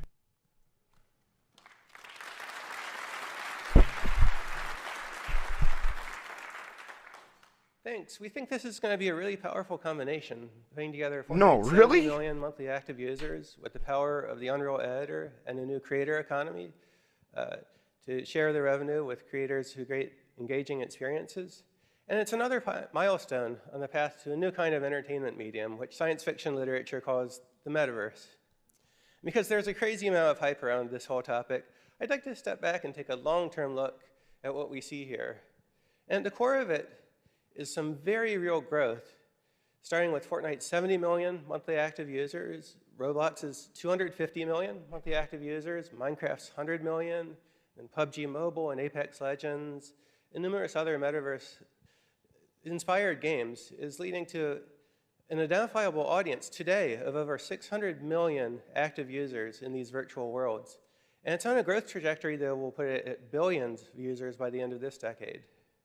And so we can set aside the crazy hype cycle around NFTs and VR goggles. You know, these technologies may play a role in the future, but they are not required. This revolution is happening right now. And the core of it is something that every gamer already understands. It's you and your friends getting together online and going around as a group. Tell Daryl to quit his job so he can just make games. Social entertainment experiences. And some of these experiences are serious games like Battle Royale. Some of them are going to a concert and chatting with friends and just having a good time. We see this as the next big change in gaming and in Epic's evolution as a company. You know, we started out back in 1991 making 2D games. We recognized the opportunity with 3D, so we built the first Unreal Engine and the first Unreal Tournament game. We evolved to make console games like Gears of War. Then we evolved to make online games like Paragon and Fortnite. But when Fortnite shipped first in 2017, it was just a game. But Big over time, we money recognized the opportunity to bring it to a much wider audience. So we built Fortnite Creative mode, and then the Dude, I'm about to cry. I'm Fortnite so coming out excited. now. But we see the future of this medium primarily not about Epic's work, but about the work of independent If you just creators. missed the last 10 minutes of this presentation, And you we're building need to go towards this back open and metaverse watch in this. two different directions. First of all, we're taking the Fortnite audience we have and enhancing the development capabilities with the new tools and this creator economy to support everybody's work. But we're also helping developers building standalone products evolve towards building metaverse experiences themselves. I'm so Unreal excited, Engine is a dude. tool for this. The Epic Games Store is a distribution vehicle for it. Epic Online Services has taken Fortnite's and Epic's 700 million player accounts and 5 billion social connections and opened them up for free to all developers so they can plug into voice chat and participate in these social experiences in a very easy to use way. And all of these are on-ramps to the future metaverse. We really think that over this decade, today's separate apps and ecosystems are going to join together to form tomorrow's open metaverse. And because the last couple of decades have been about walled gardens, walled gardens, walled gardens, let's back up and talk about how open systems have successfully come about in the past. This last happened really big time back in the early 1980s and 1990s when the open internet was built. Back in those days, there were a bunch of closed networks at different companies and universities that couldn't talk to each other. And so the industry got together and defined open standards to connect these closed networks into one big open network. It's They updating, connected guys. email systems by putting the @ addresses so people on one service could communicate with people on other services.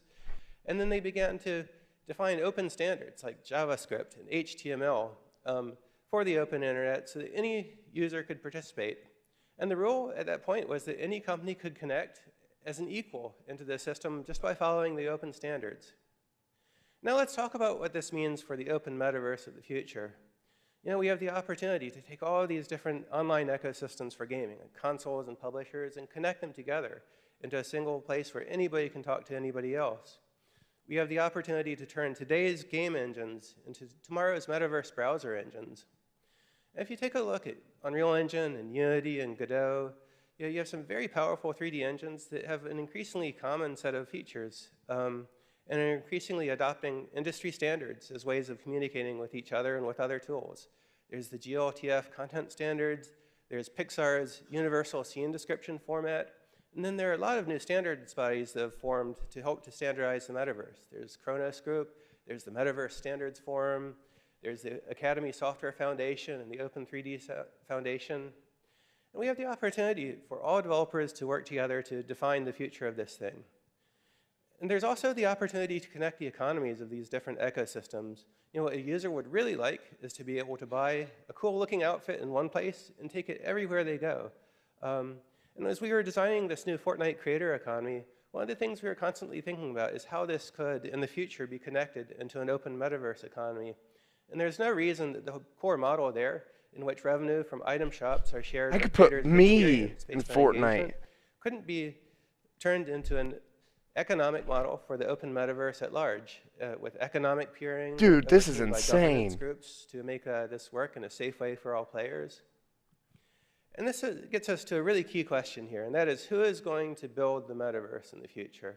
We are. And we believe the answer has to be all of us together. Yeah. It has to be a combination of indie game developers together with AA and AAA game It's developers. updating right now, whoever Fortnite just joined. creators and Minecraft creators and Roblox creators. It's verifying at the each moment. bringing their best specialized knowledge to the new world. And brands like Disney and Ferrari and Ralph Lauren, who have already experienced the metaverse through crossovers with Fortnite, we think that this is just the very beginning of a very long-term opportunity for all these companies to have a much larger presence in the digital world, in which it becomes a major and first-class business line for all of them. Future open metaverse will be about musicians and music labels and film and television studios who are using virtual production today to build world-class photorealistic content, being able to bring it and launch it playably in the metaverse, timed together with their film and television experiences in an endless stream of awesome entertainment content that's open to everybody to participate in. Now, Epic has a long history of supporting developers. Take a drink of water, my guy. We've built a lot of different services that are available to everybody to use. There's the Unreal Engine There's Epic Online Services, which are open to all platforms and all stores. There's the Epic Games Store, which is open to software built on all engines using all different online services. And we believe the metaverse has to be open. It can't be another Monopoly's walled garden. And Epic is all in on this. We went from the pandemic to the tech downturn, the crypto implosion, and now banks are failing. And it's a really crazy time again, but we're investing very heavily in the future with the belief that companies who invest now through these hard times are going to come out the strongest company in the future, the strongest companies in the future. Some of these investments we're making in Fortnite initially and then bringing the work to Unreal Engine. Some things we're building in Unreal Engine, taking to Fortnite. But the aim is to support everything that AAA game developers are doing today and more. And this project, to build this all out into an open system, is going to take most of the decade. And that is the journey from Unreal Engine 5 to Unreal Engine 6 that will happen over this time period. It is the same journey to the open metaverse. But there's no need to wait because we're doing it live. We're building all of these systems and deploying them as we build them right into Unreal Engine 5 openly with partners. So we hope you'll download this stuff, download Unreal Editor for Fortnite, download the Unreal Engine and get started, and come see some of our tech talks where we talk about this in way more technical detail. So thank you very much for your time.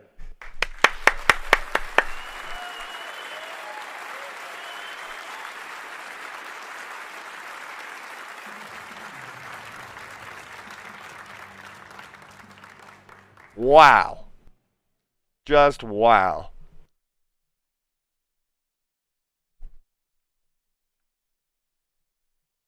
New tools for building protocol. That was just, wow, there's going to be all day.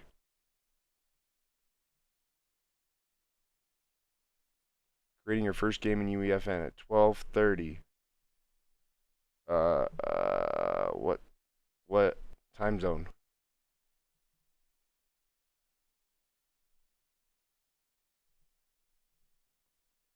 So I'm assuming this is the West Coast.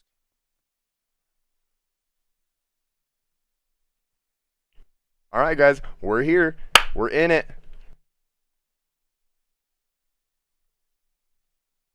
Tilted Towers POI Island, Greasy Grove POI, Survival Island, Island templates. These are just templates.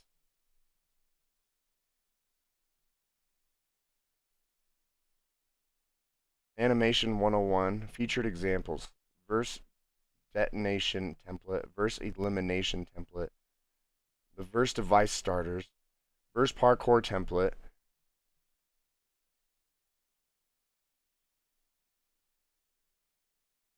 oh my god,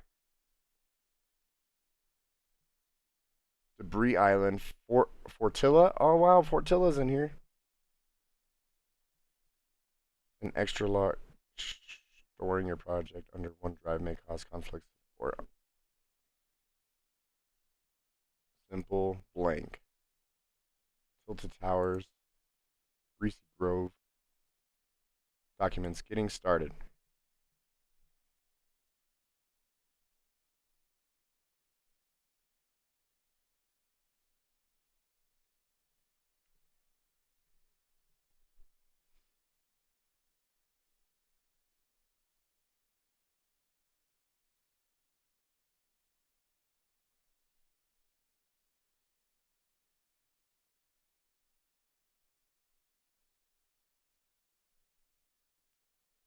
Put it here. We're gonna make a new folder.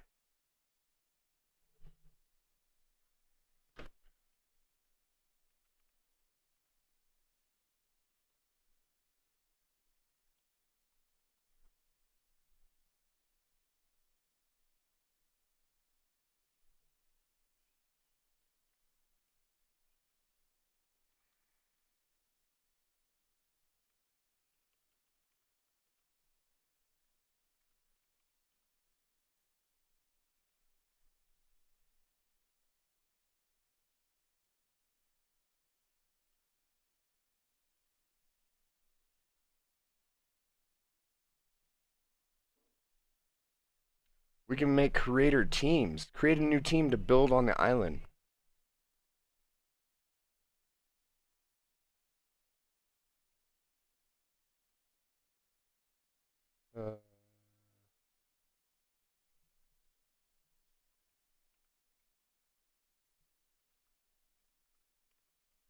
You guys cannot see this at the moment.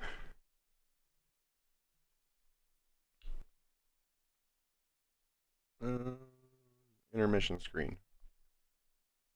You can still hear me. I'm just putting in my information so you guys don't see all of my stuff. Oh, the day.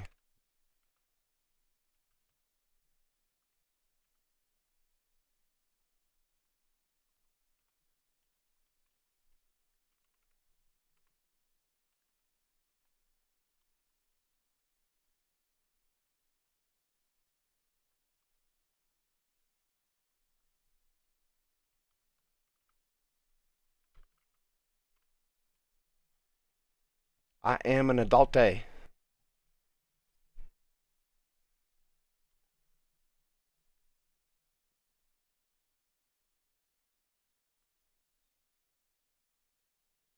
We can add team members, dude. I already verified my age.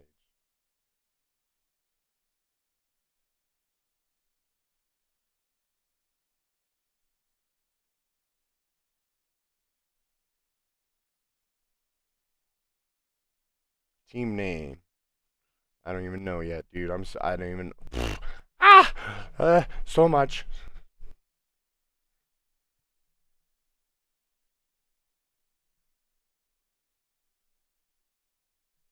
Let's just go to a blank world. First world.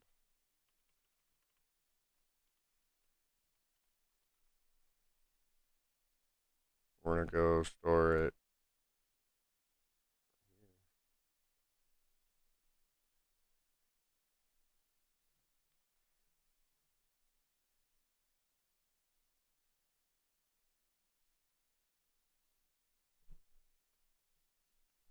Making money moves.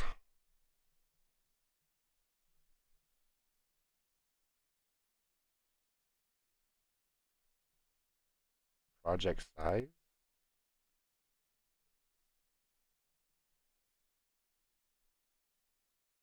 Level bounds.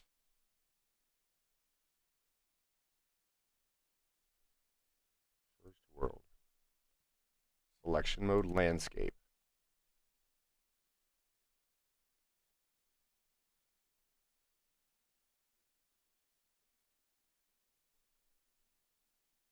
Here's materials.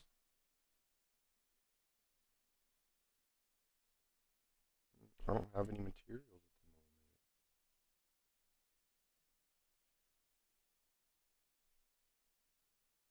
the moment. Landscape.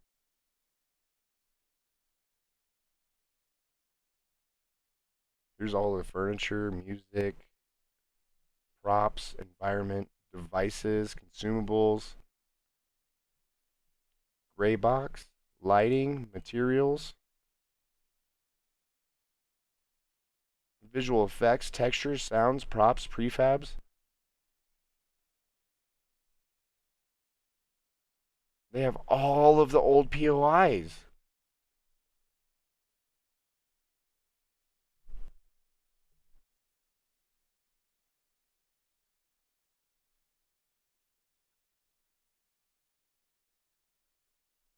Top secret. Oh, the agencies. Spooky Mansion, Slurpy Swamps, Slappy. All of the new Slappy Shore buildings. Autumn, spring, summer. So if I just go like this, I could drop down a whole building.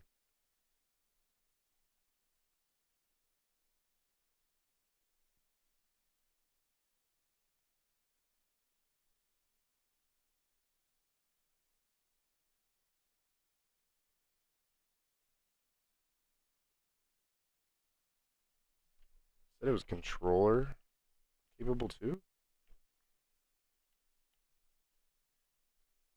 I don't think so.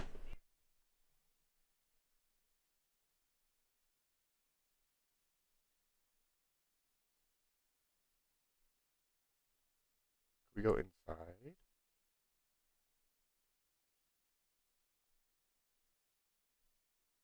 We could just totally go inside this place.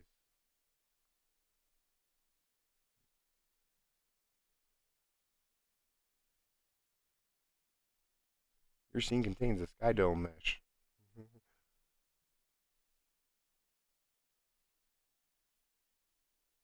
Scalability, time of day.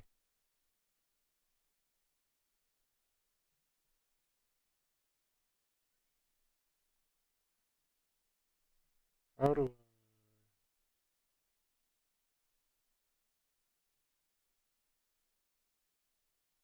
I can move the grid? Is that what that is?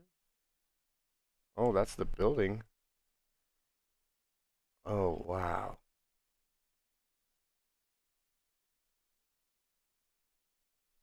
So how do I look at the assets inside what I put down?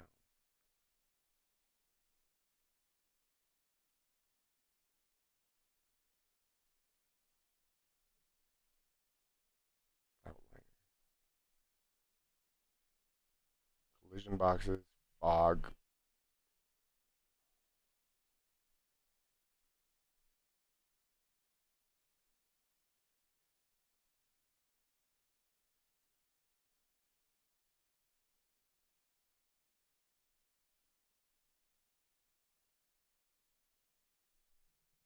So if I wanted to remove, how do I select? Selection. Oh, oh, oh, this is okay. Paradise Palms. Okay, let's say we want to just delete that whole thing. We go boop, boop.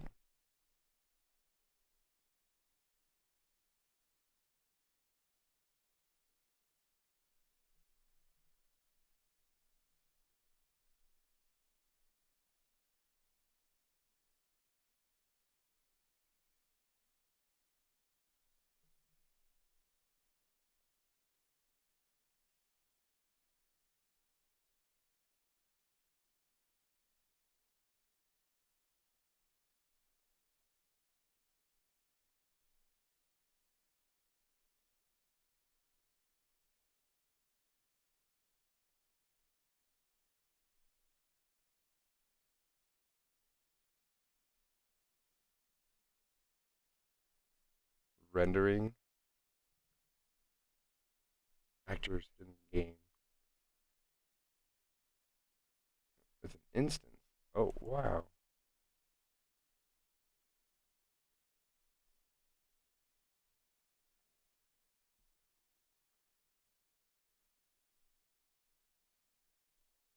You can attach it to the grid plane so it can't be moved. Oh, undo. Detach.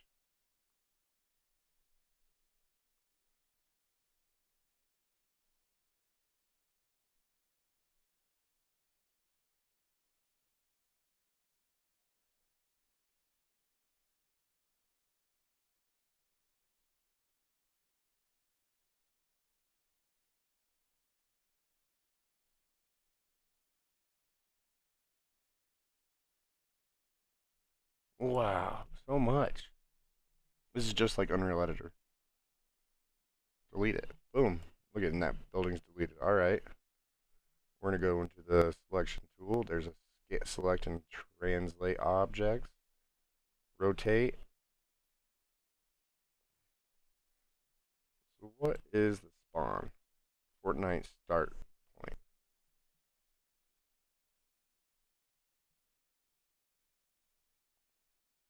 You can model stuff, animate stuff. Oh my god, there's so much to learn. Oh, the Fab store. I need another monitor.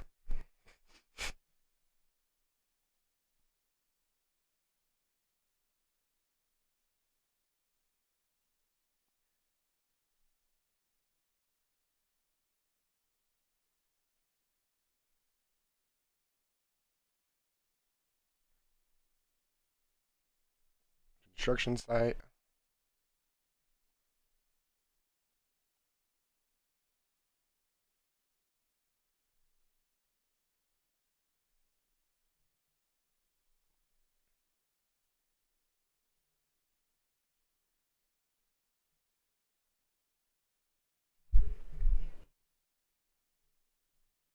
So if I just wanted a tree trunk, I'd just grab and...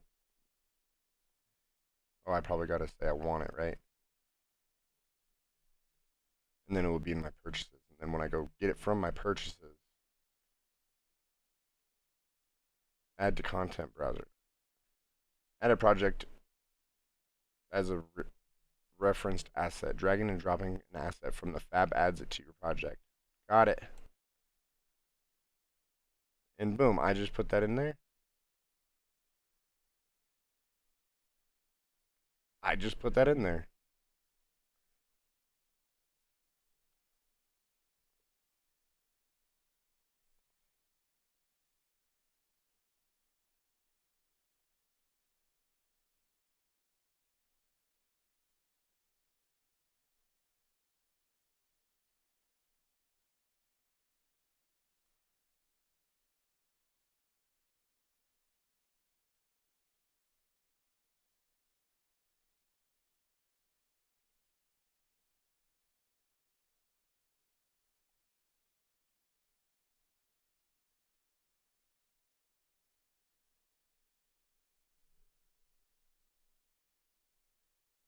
Need a job to do that? Daryl, call me.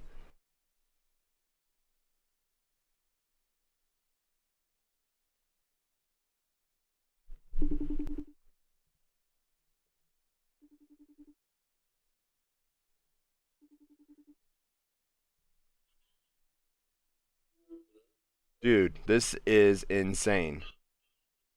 It looks gay. You're not reading that. You says I need a job for that. That was the second. I didn't read the first one. The first one said, this looks gay as fuck. And then you said, I need another monitor. I was like, you need a job. Oh, I didn't see. Well, they didn't pop up gay as fuck. Did you watch any of the... Dude, when you get home, go back and watch the presentation, dude. Like, it was insane. It looks nuts, dude. Like, you can build your own scenes. You could literally bring in your own assets, animate things. I can scan my meta self into and put it in the game, dude. Like, it's insane. You're the one who wants to build shit in creative, but you're saying this looks gay? I don't know what's wrong with you.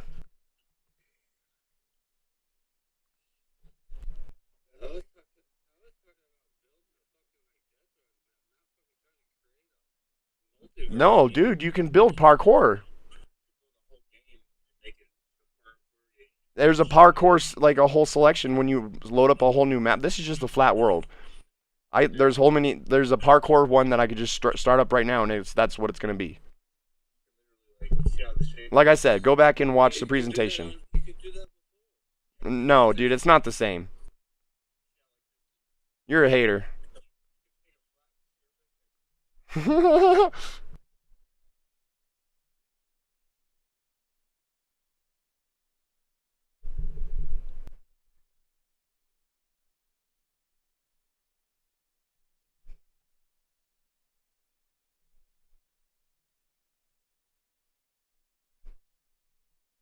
Alright, now we can put on some music.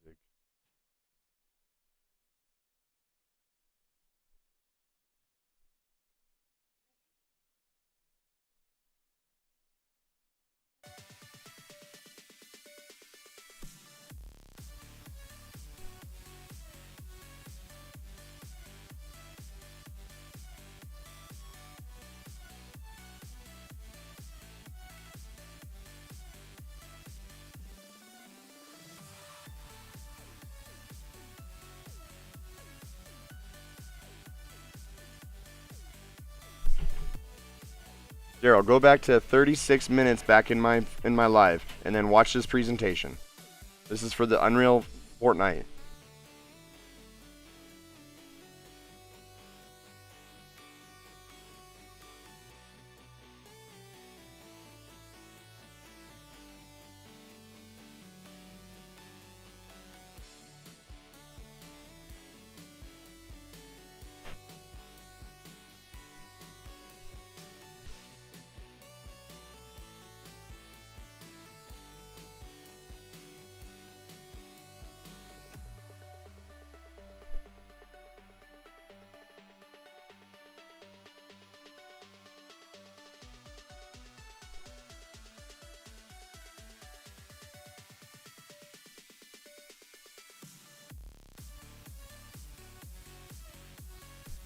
How did I do that? Edit. That's what it was.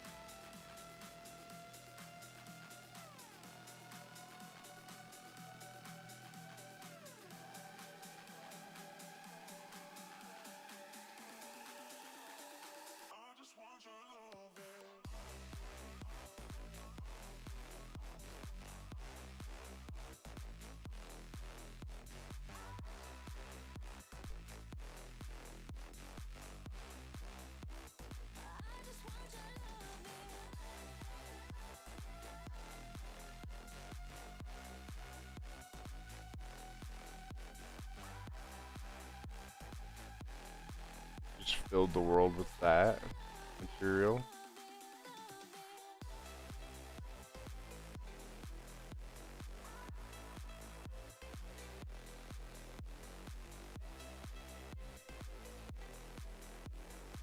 Barriers.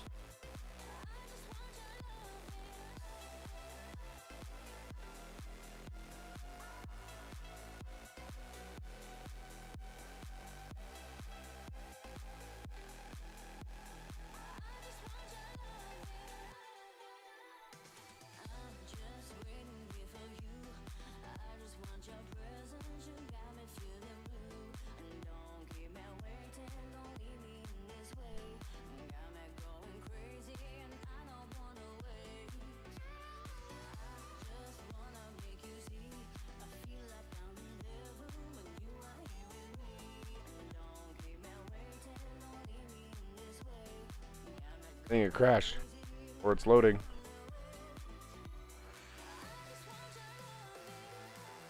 Whoa.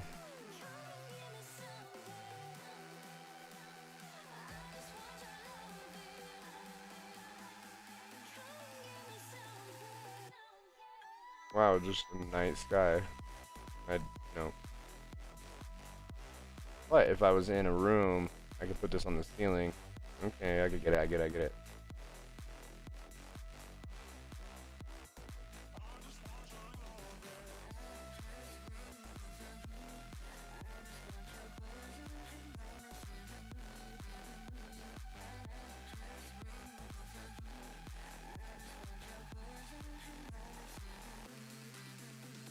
Oh no, I didn't mean to clear it.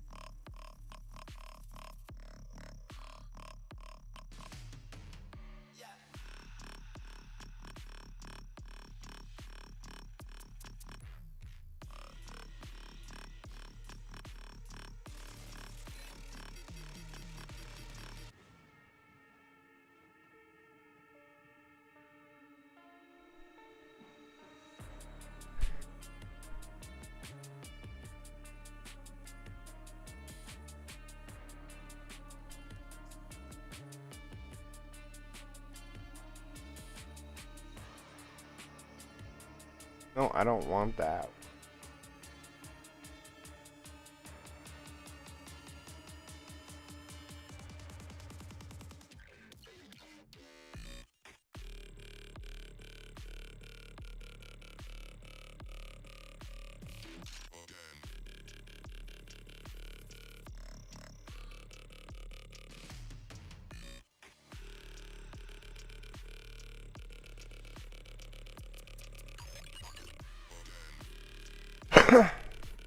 New. Material. Oh, it's creating a new material. Browse the material.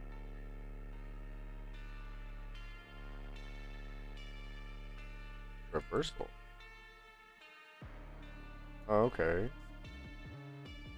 Physical material. Caves, dirt, grass, glass, generic, ice, lava. Lava? Read only.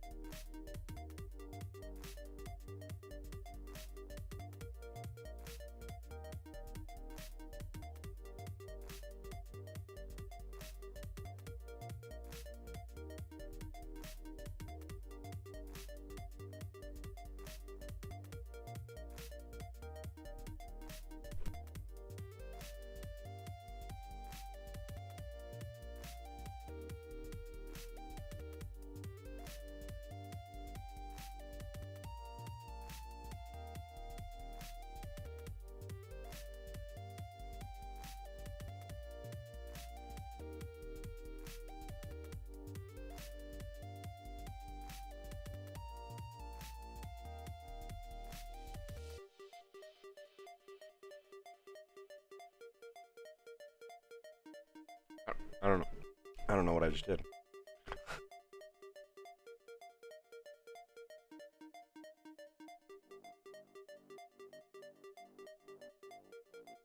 Landscape. Edit. Transform.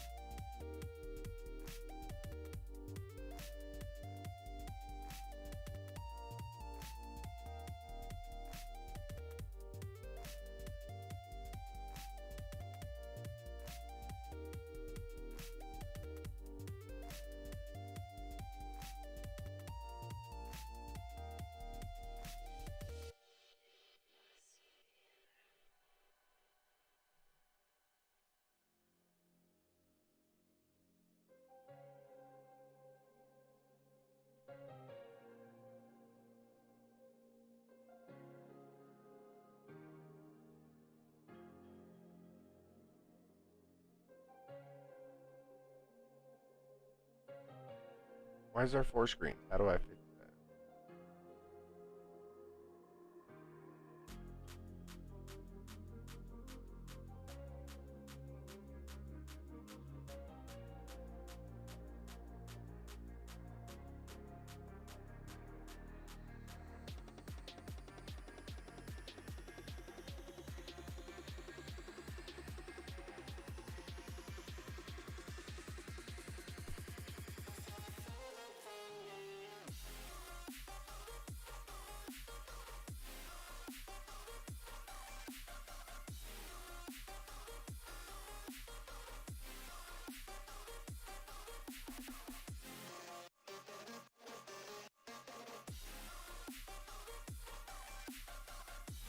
I don't know what I pressed.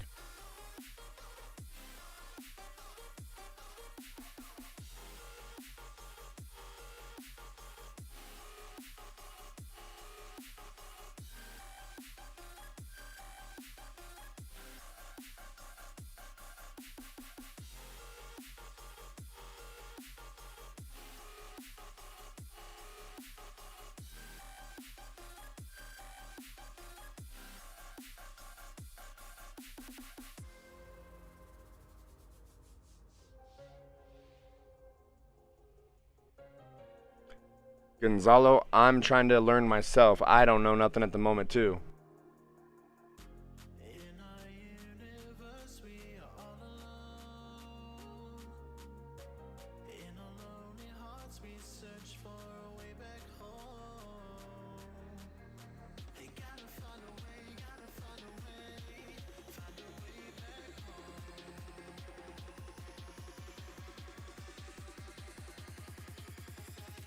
So this is a pre-made parkour map.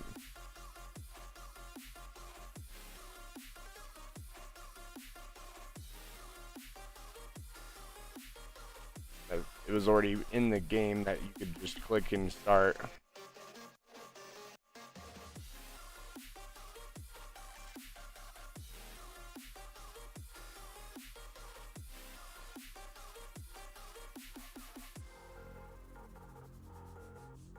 Whoa, too fast.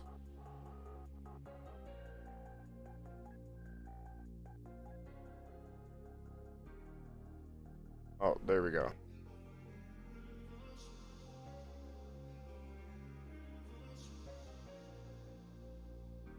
So I can launch this, and it's starting a game.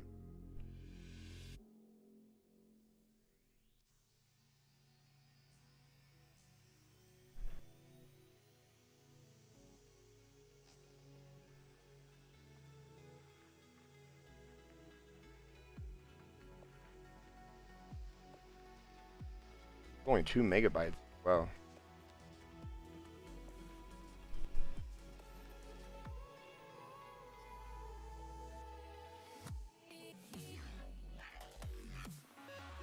Oh, it's launching inside of Fortnite. Wow.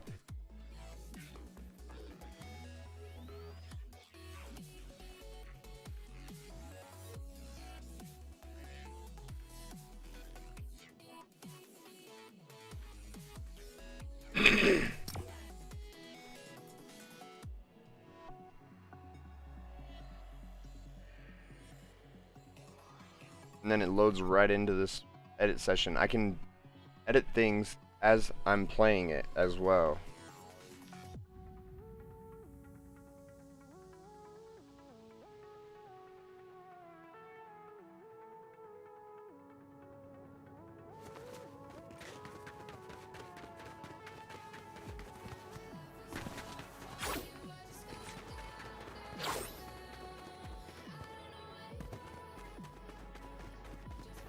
Oh, it's preparing.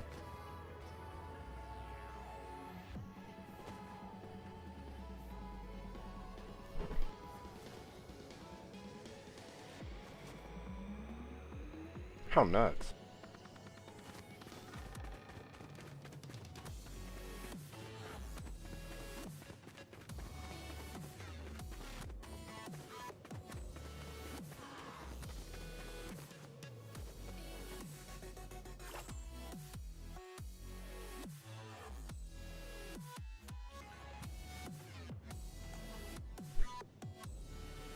Hey guys, I opened up a pre-loaded or a pre-made parkour map right here, and so I just push start session, and it opened up my Fortnite, and I'm just waiting for it to prepare, and so I'm just seeing what it is. I'm kind of just testing everything out, touching the water.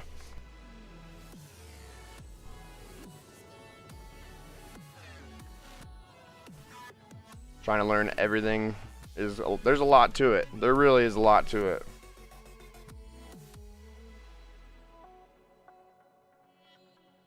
Looks like it's just a straight up parkour map though. I need to turn down my cameras.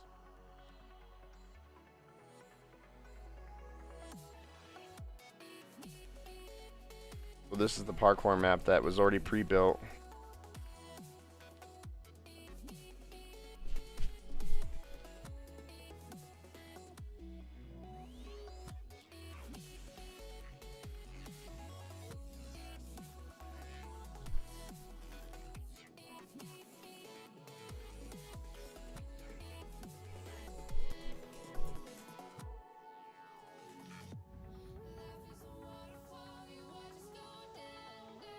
Damage volumes instantly eliminate players or deal customizable amounts of damage over time.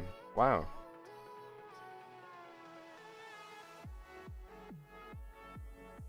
And here is the map.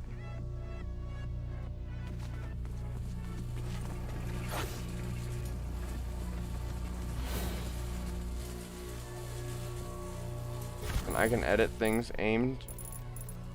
Oh, you can edit it. Oh, wow. So if I go back to Fortnite or the Unreal, do I see my character in the game? No. Let's make the time of day.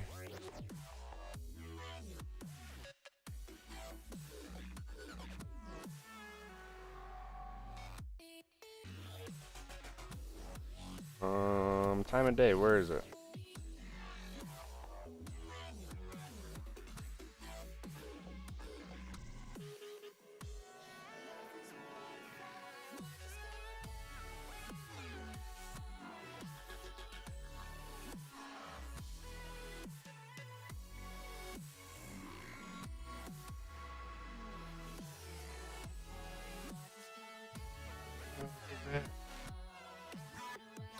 Here we go.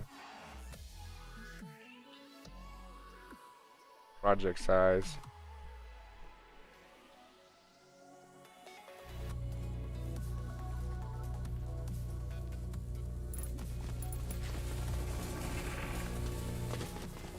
So this was all pre-built already.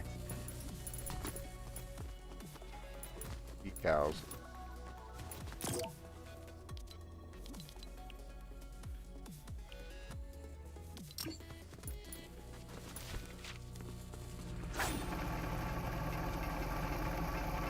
You can customize the billboard. See what it says. Clear.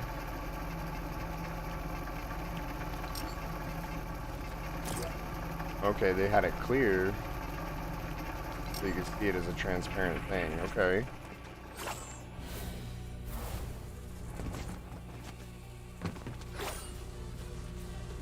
Customizable lights.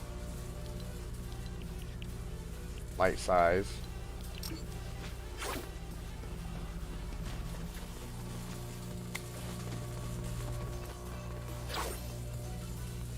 Lights coming off of this. Okay. So if I do something in Unreal Editor,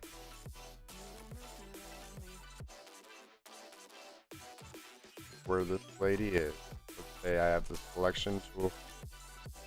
No changes have been made during the edit session. Selection. Let's just move it up, see what happens. It moved up. Oop. Fly up. So it changes in real time.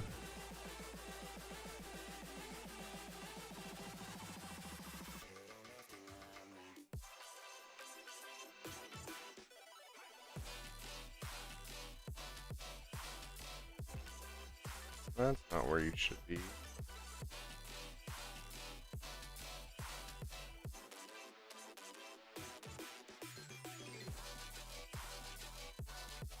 You could probably make it flip.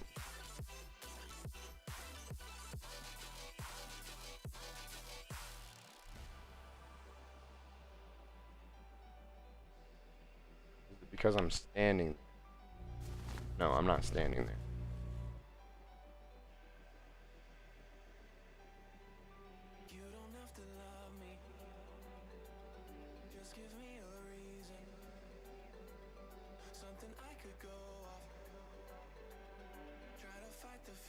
I wonder if it's like clipped, like.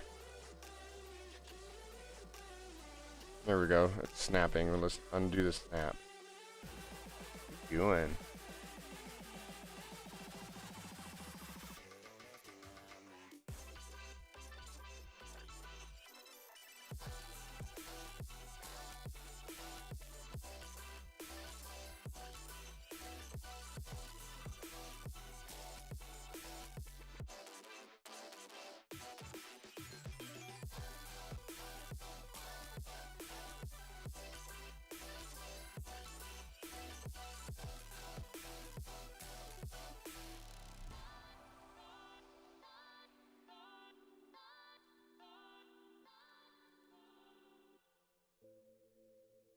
I don't know why it's snapping like that.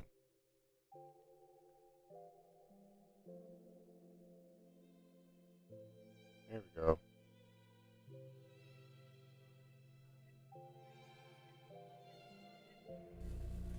And then back in Fortnite, it's there.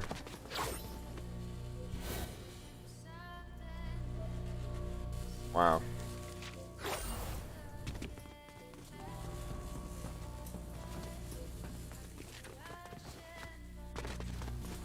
And this is just a simple parkour map.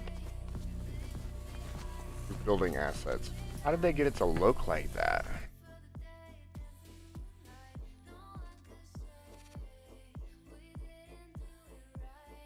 Selection tool.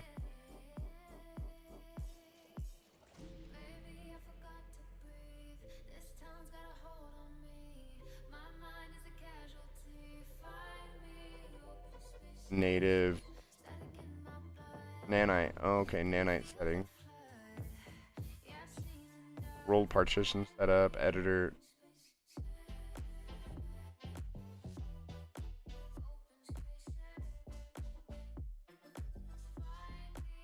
I don't know what that means. We're not gonna do it. Show only modified property? No. Show child on category match? Shows children if their category matches search criteria. Oh. Oops.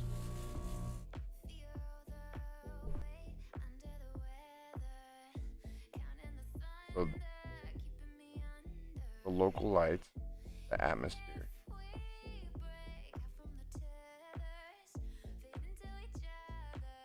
How do I select the building? Or is it just the background? Oh, it's a sci-fi building.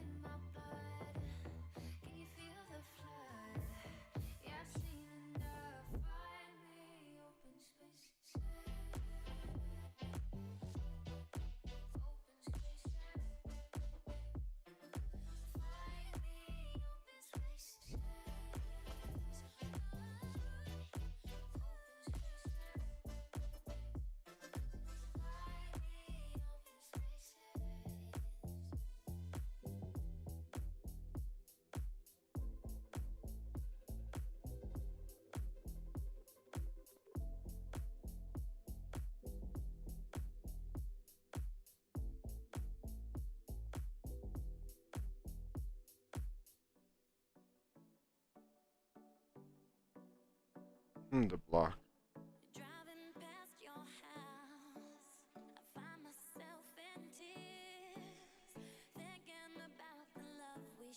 create a new blank one.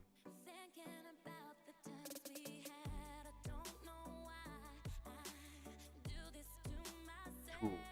Project size, audit, first build. Build a landscape. Animation blueprint log.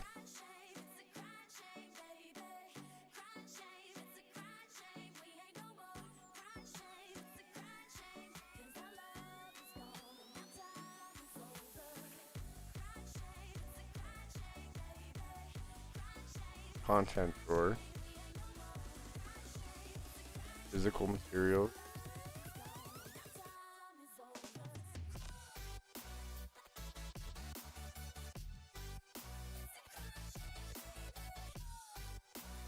These are all consumable.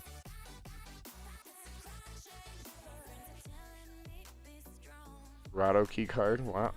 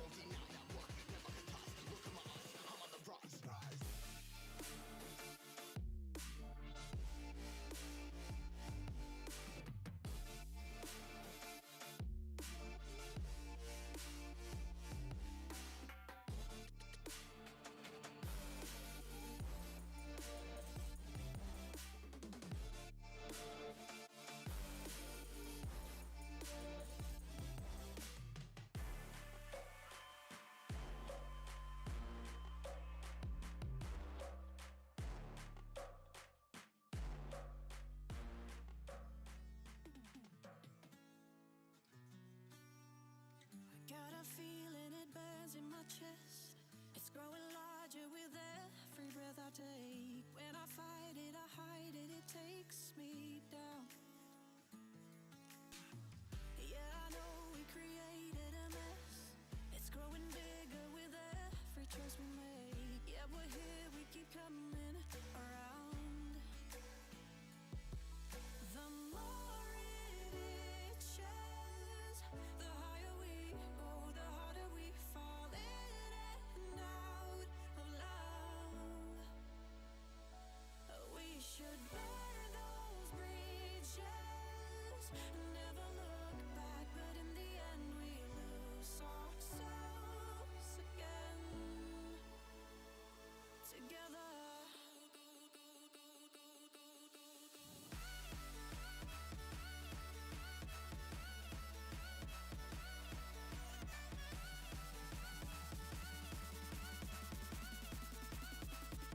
Together.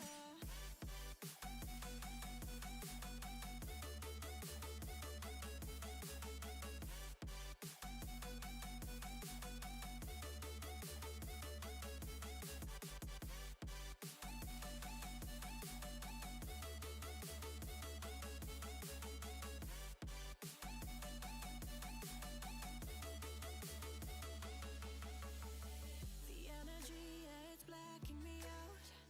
Being so close to you, I'm paralyzed. So I'm breathing it in, everything. Oh, the more it itches, the higher we go, the harder we fall in and out of love. We should burn those bridges and never look back, but in the end we lose ourselves again. Together.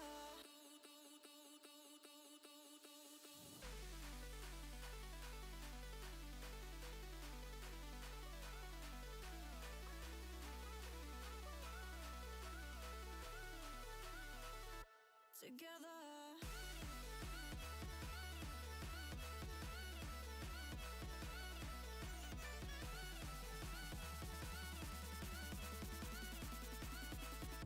Together.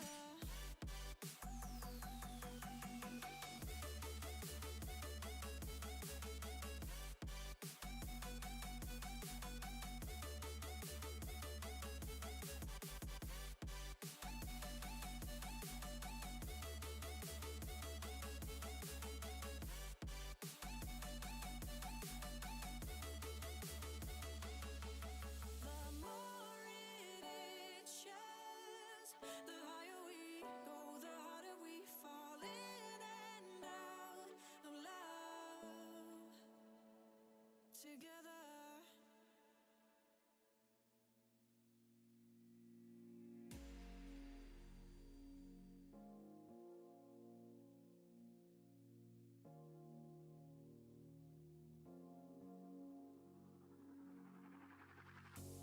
I feel your world is sudden proud, and your words are sudden loud, and the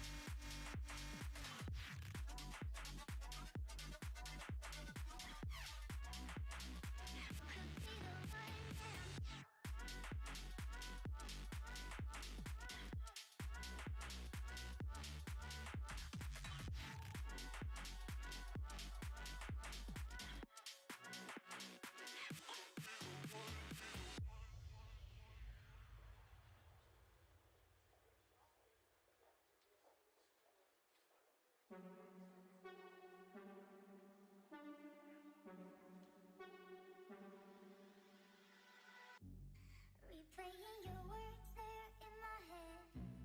When you're not here, I'm stuck in bed. I'm starting to break. I'm starting to break. I'm starting to break down. Watch all of the bullets fall to the ground. You took a shot and I'm yours now. But I'm starting to break. I'm starting to break down, break down, break down, break down.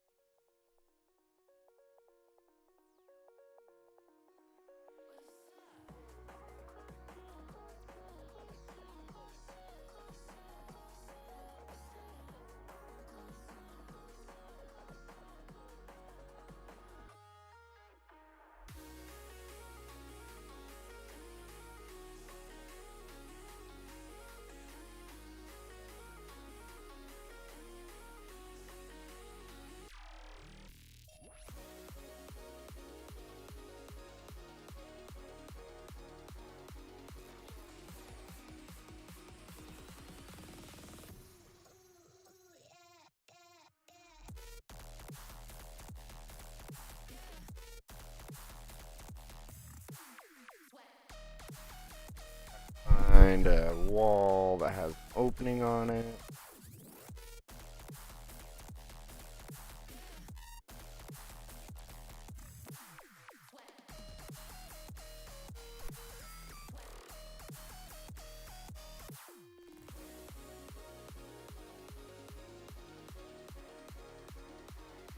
We will want an archway.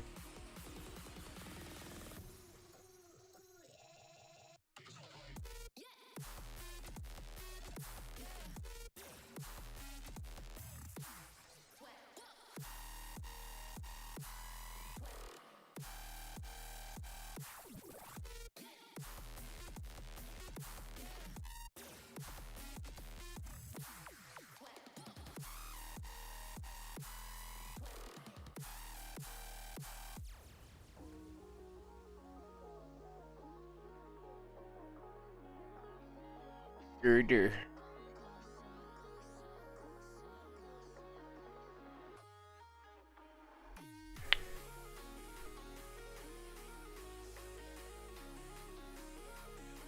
I don't know what I did.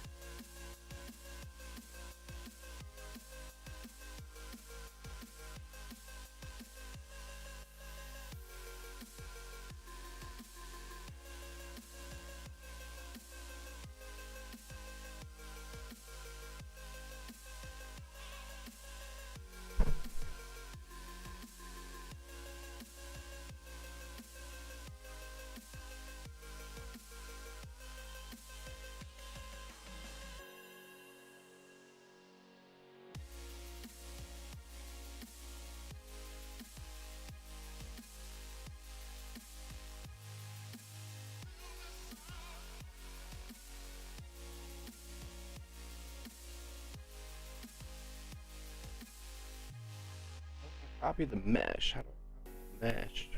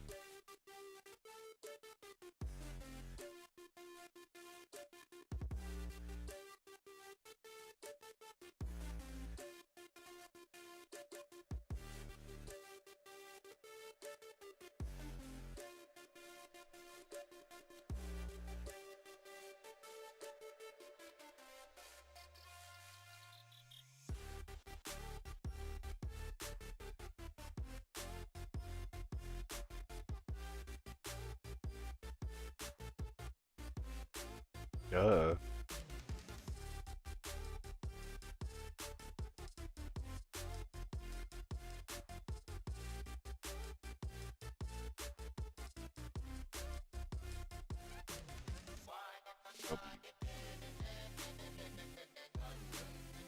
R.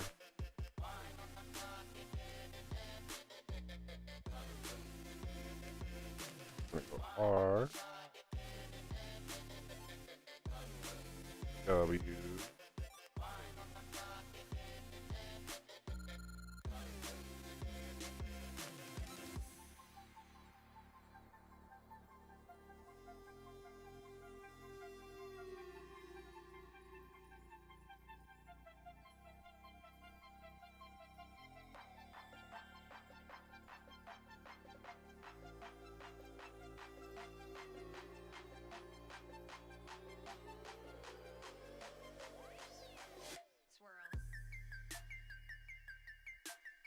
Out of bang.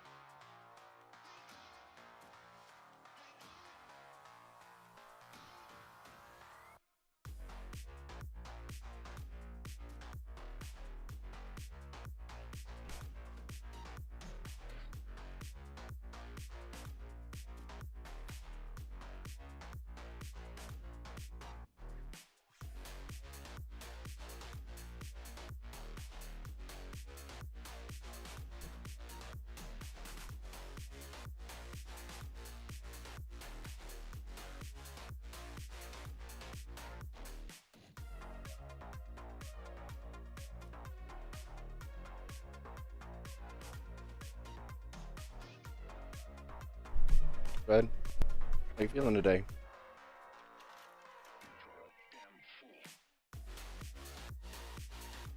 Don't swallow it. I know.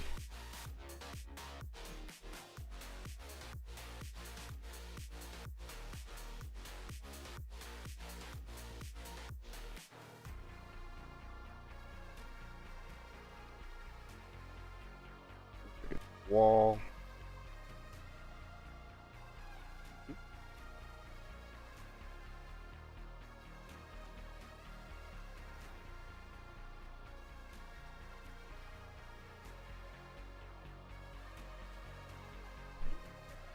Looks like it's just one doorway.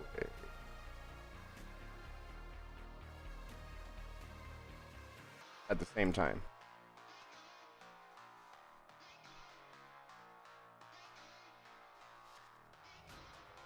I can invite you to the creative world in your PlayStation, and you could set stuff down, and I could see it pop up in my game or my editor right away. And same thing, I can put stuff down, and it will pop up in your world.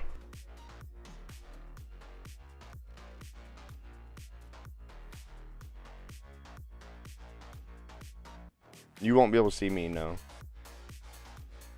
I don't think so.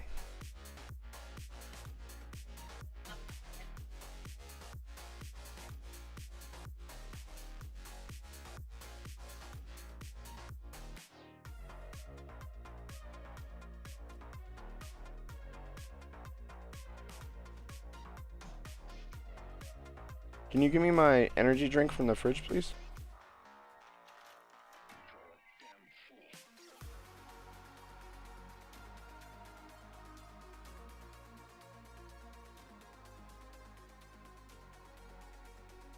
Thank you.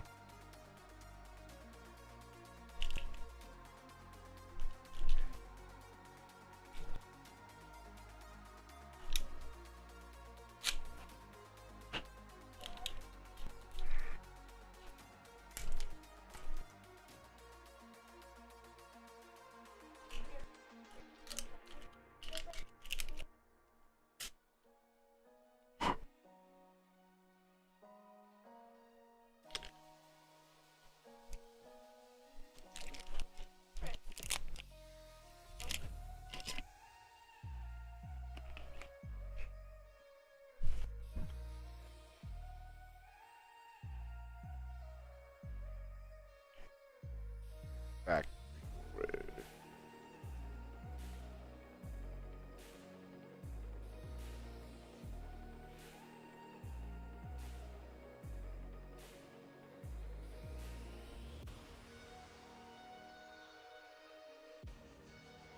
Should be a gallery.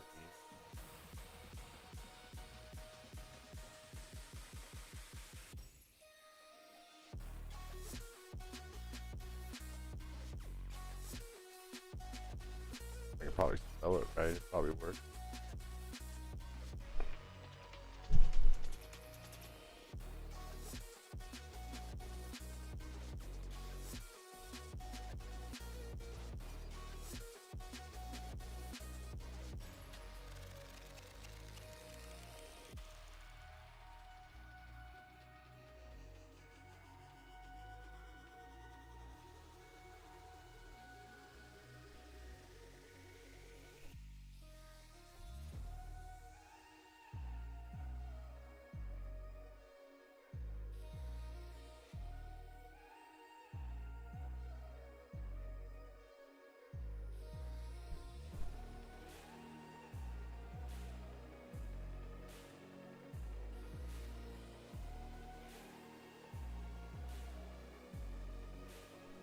That's what I thought. Factory wall.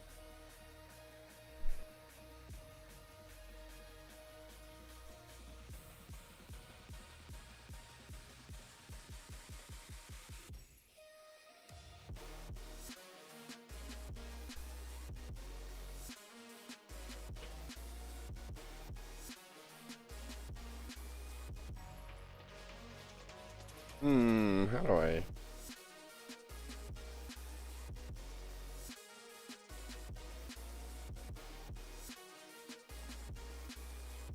Pretty big arch there.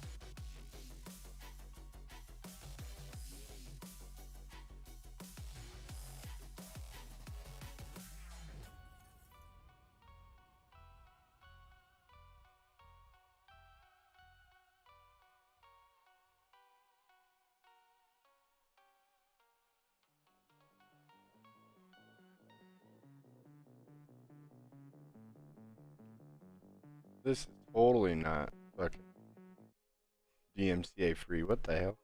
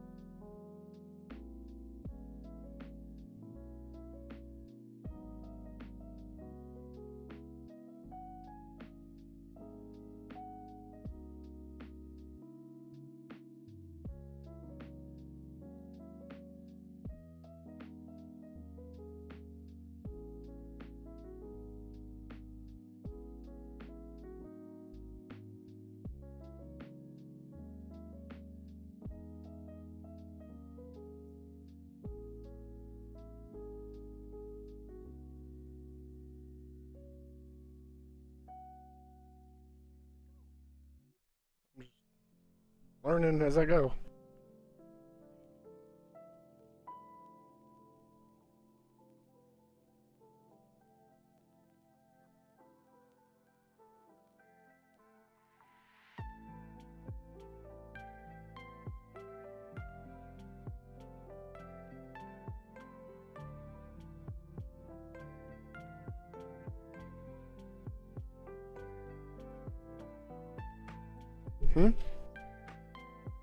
Yeah, but I'm learning kind of quick.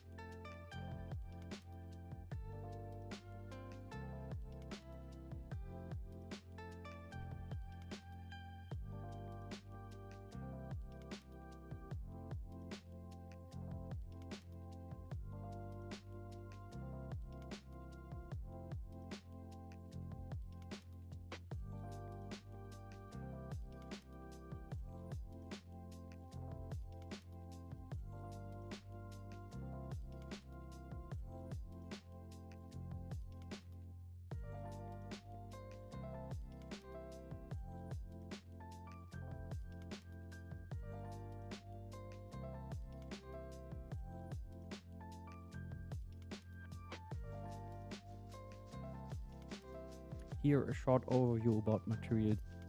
On our box, I taking the art in the back, then it is here. So here I have no roughness, and they are like from a 3D printer. And I wanted to this most simplest way, and I did a small slice. So what this is doing is, first of all, it is an opaque.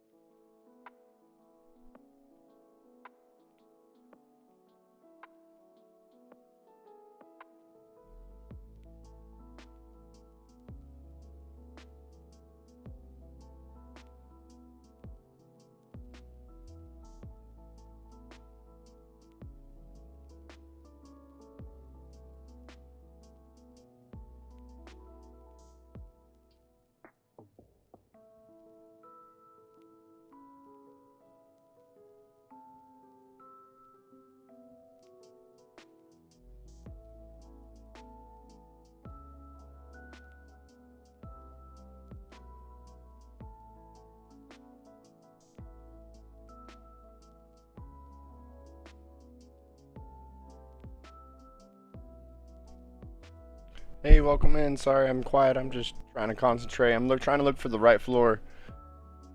I want to make Keener to Toten and I want a tile floor, but I want it to look pretty. Not just this basic basic Fortnite floor. And I can't figure out how to add materials in from the Epic Games Store.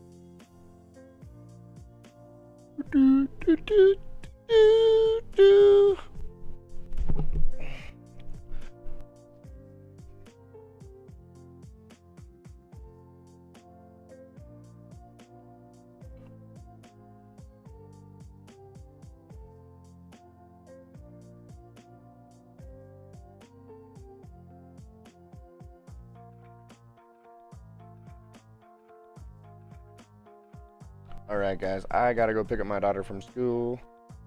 I will try to get some work done later on this. And I'll show you what we've got. Have a good day.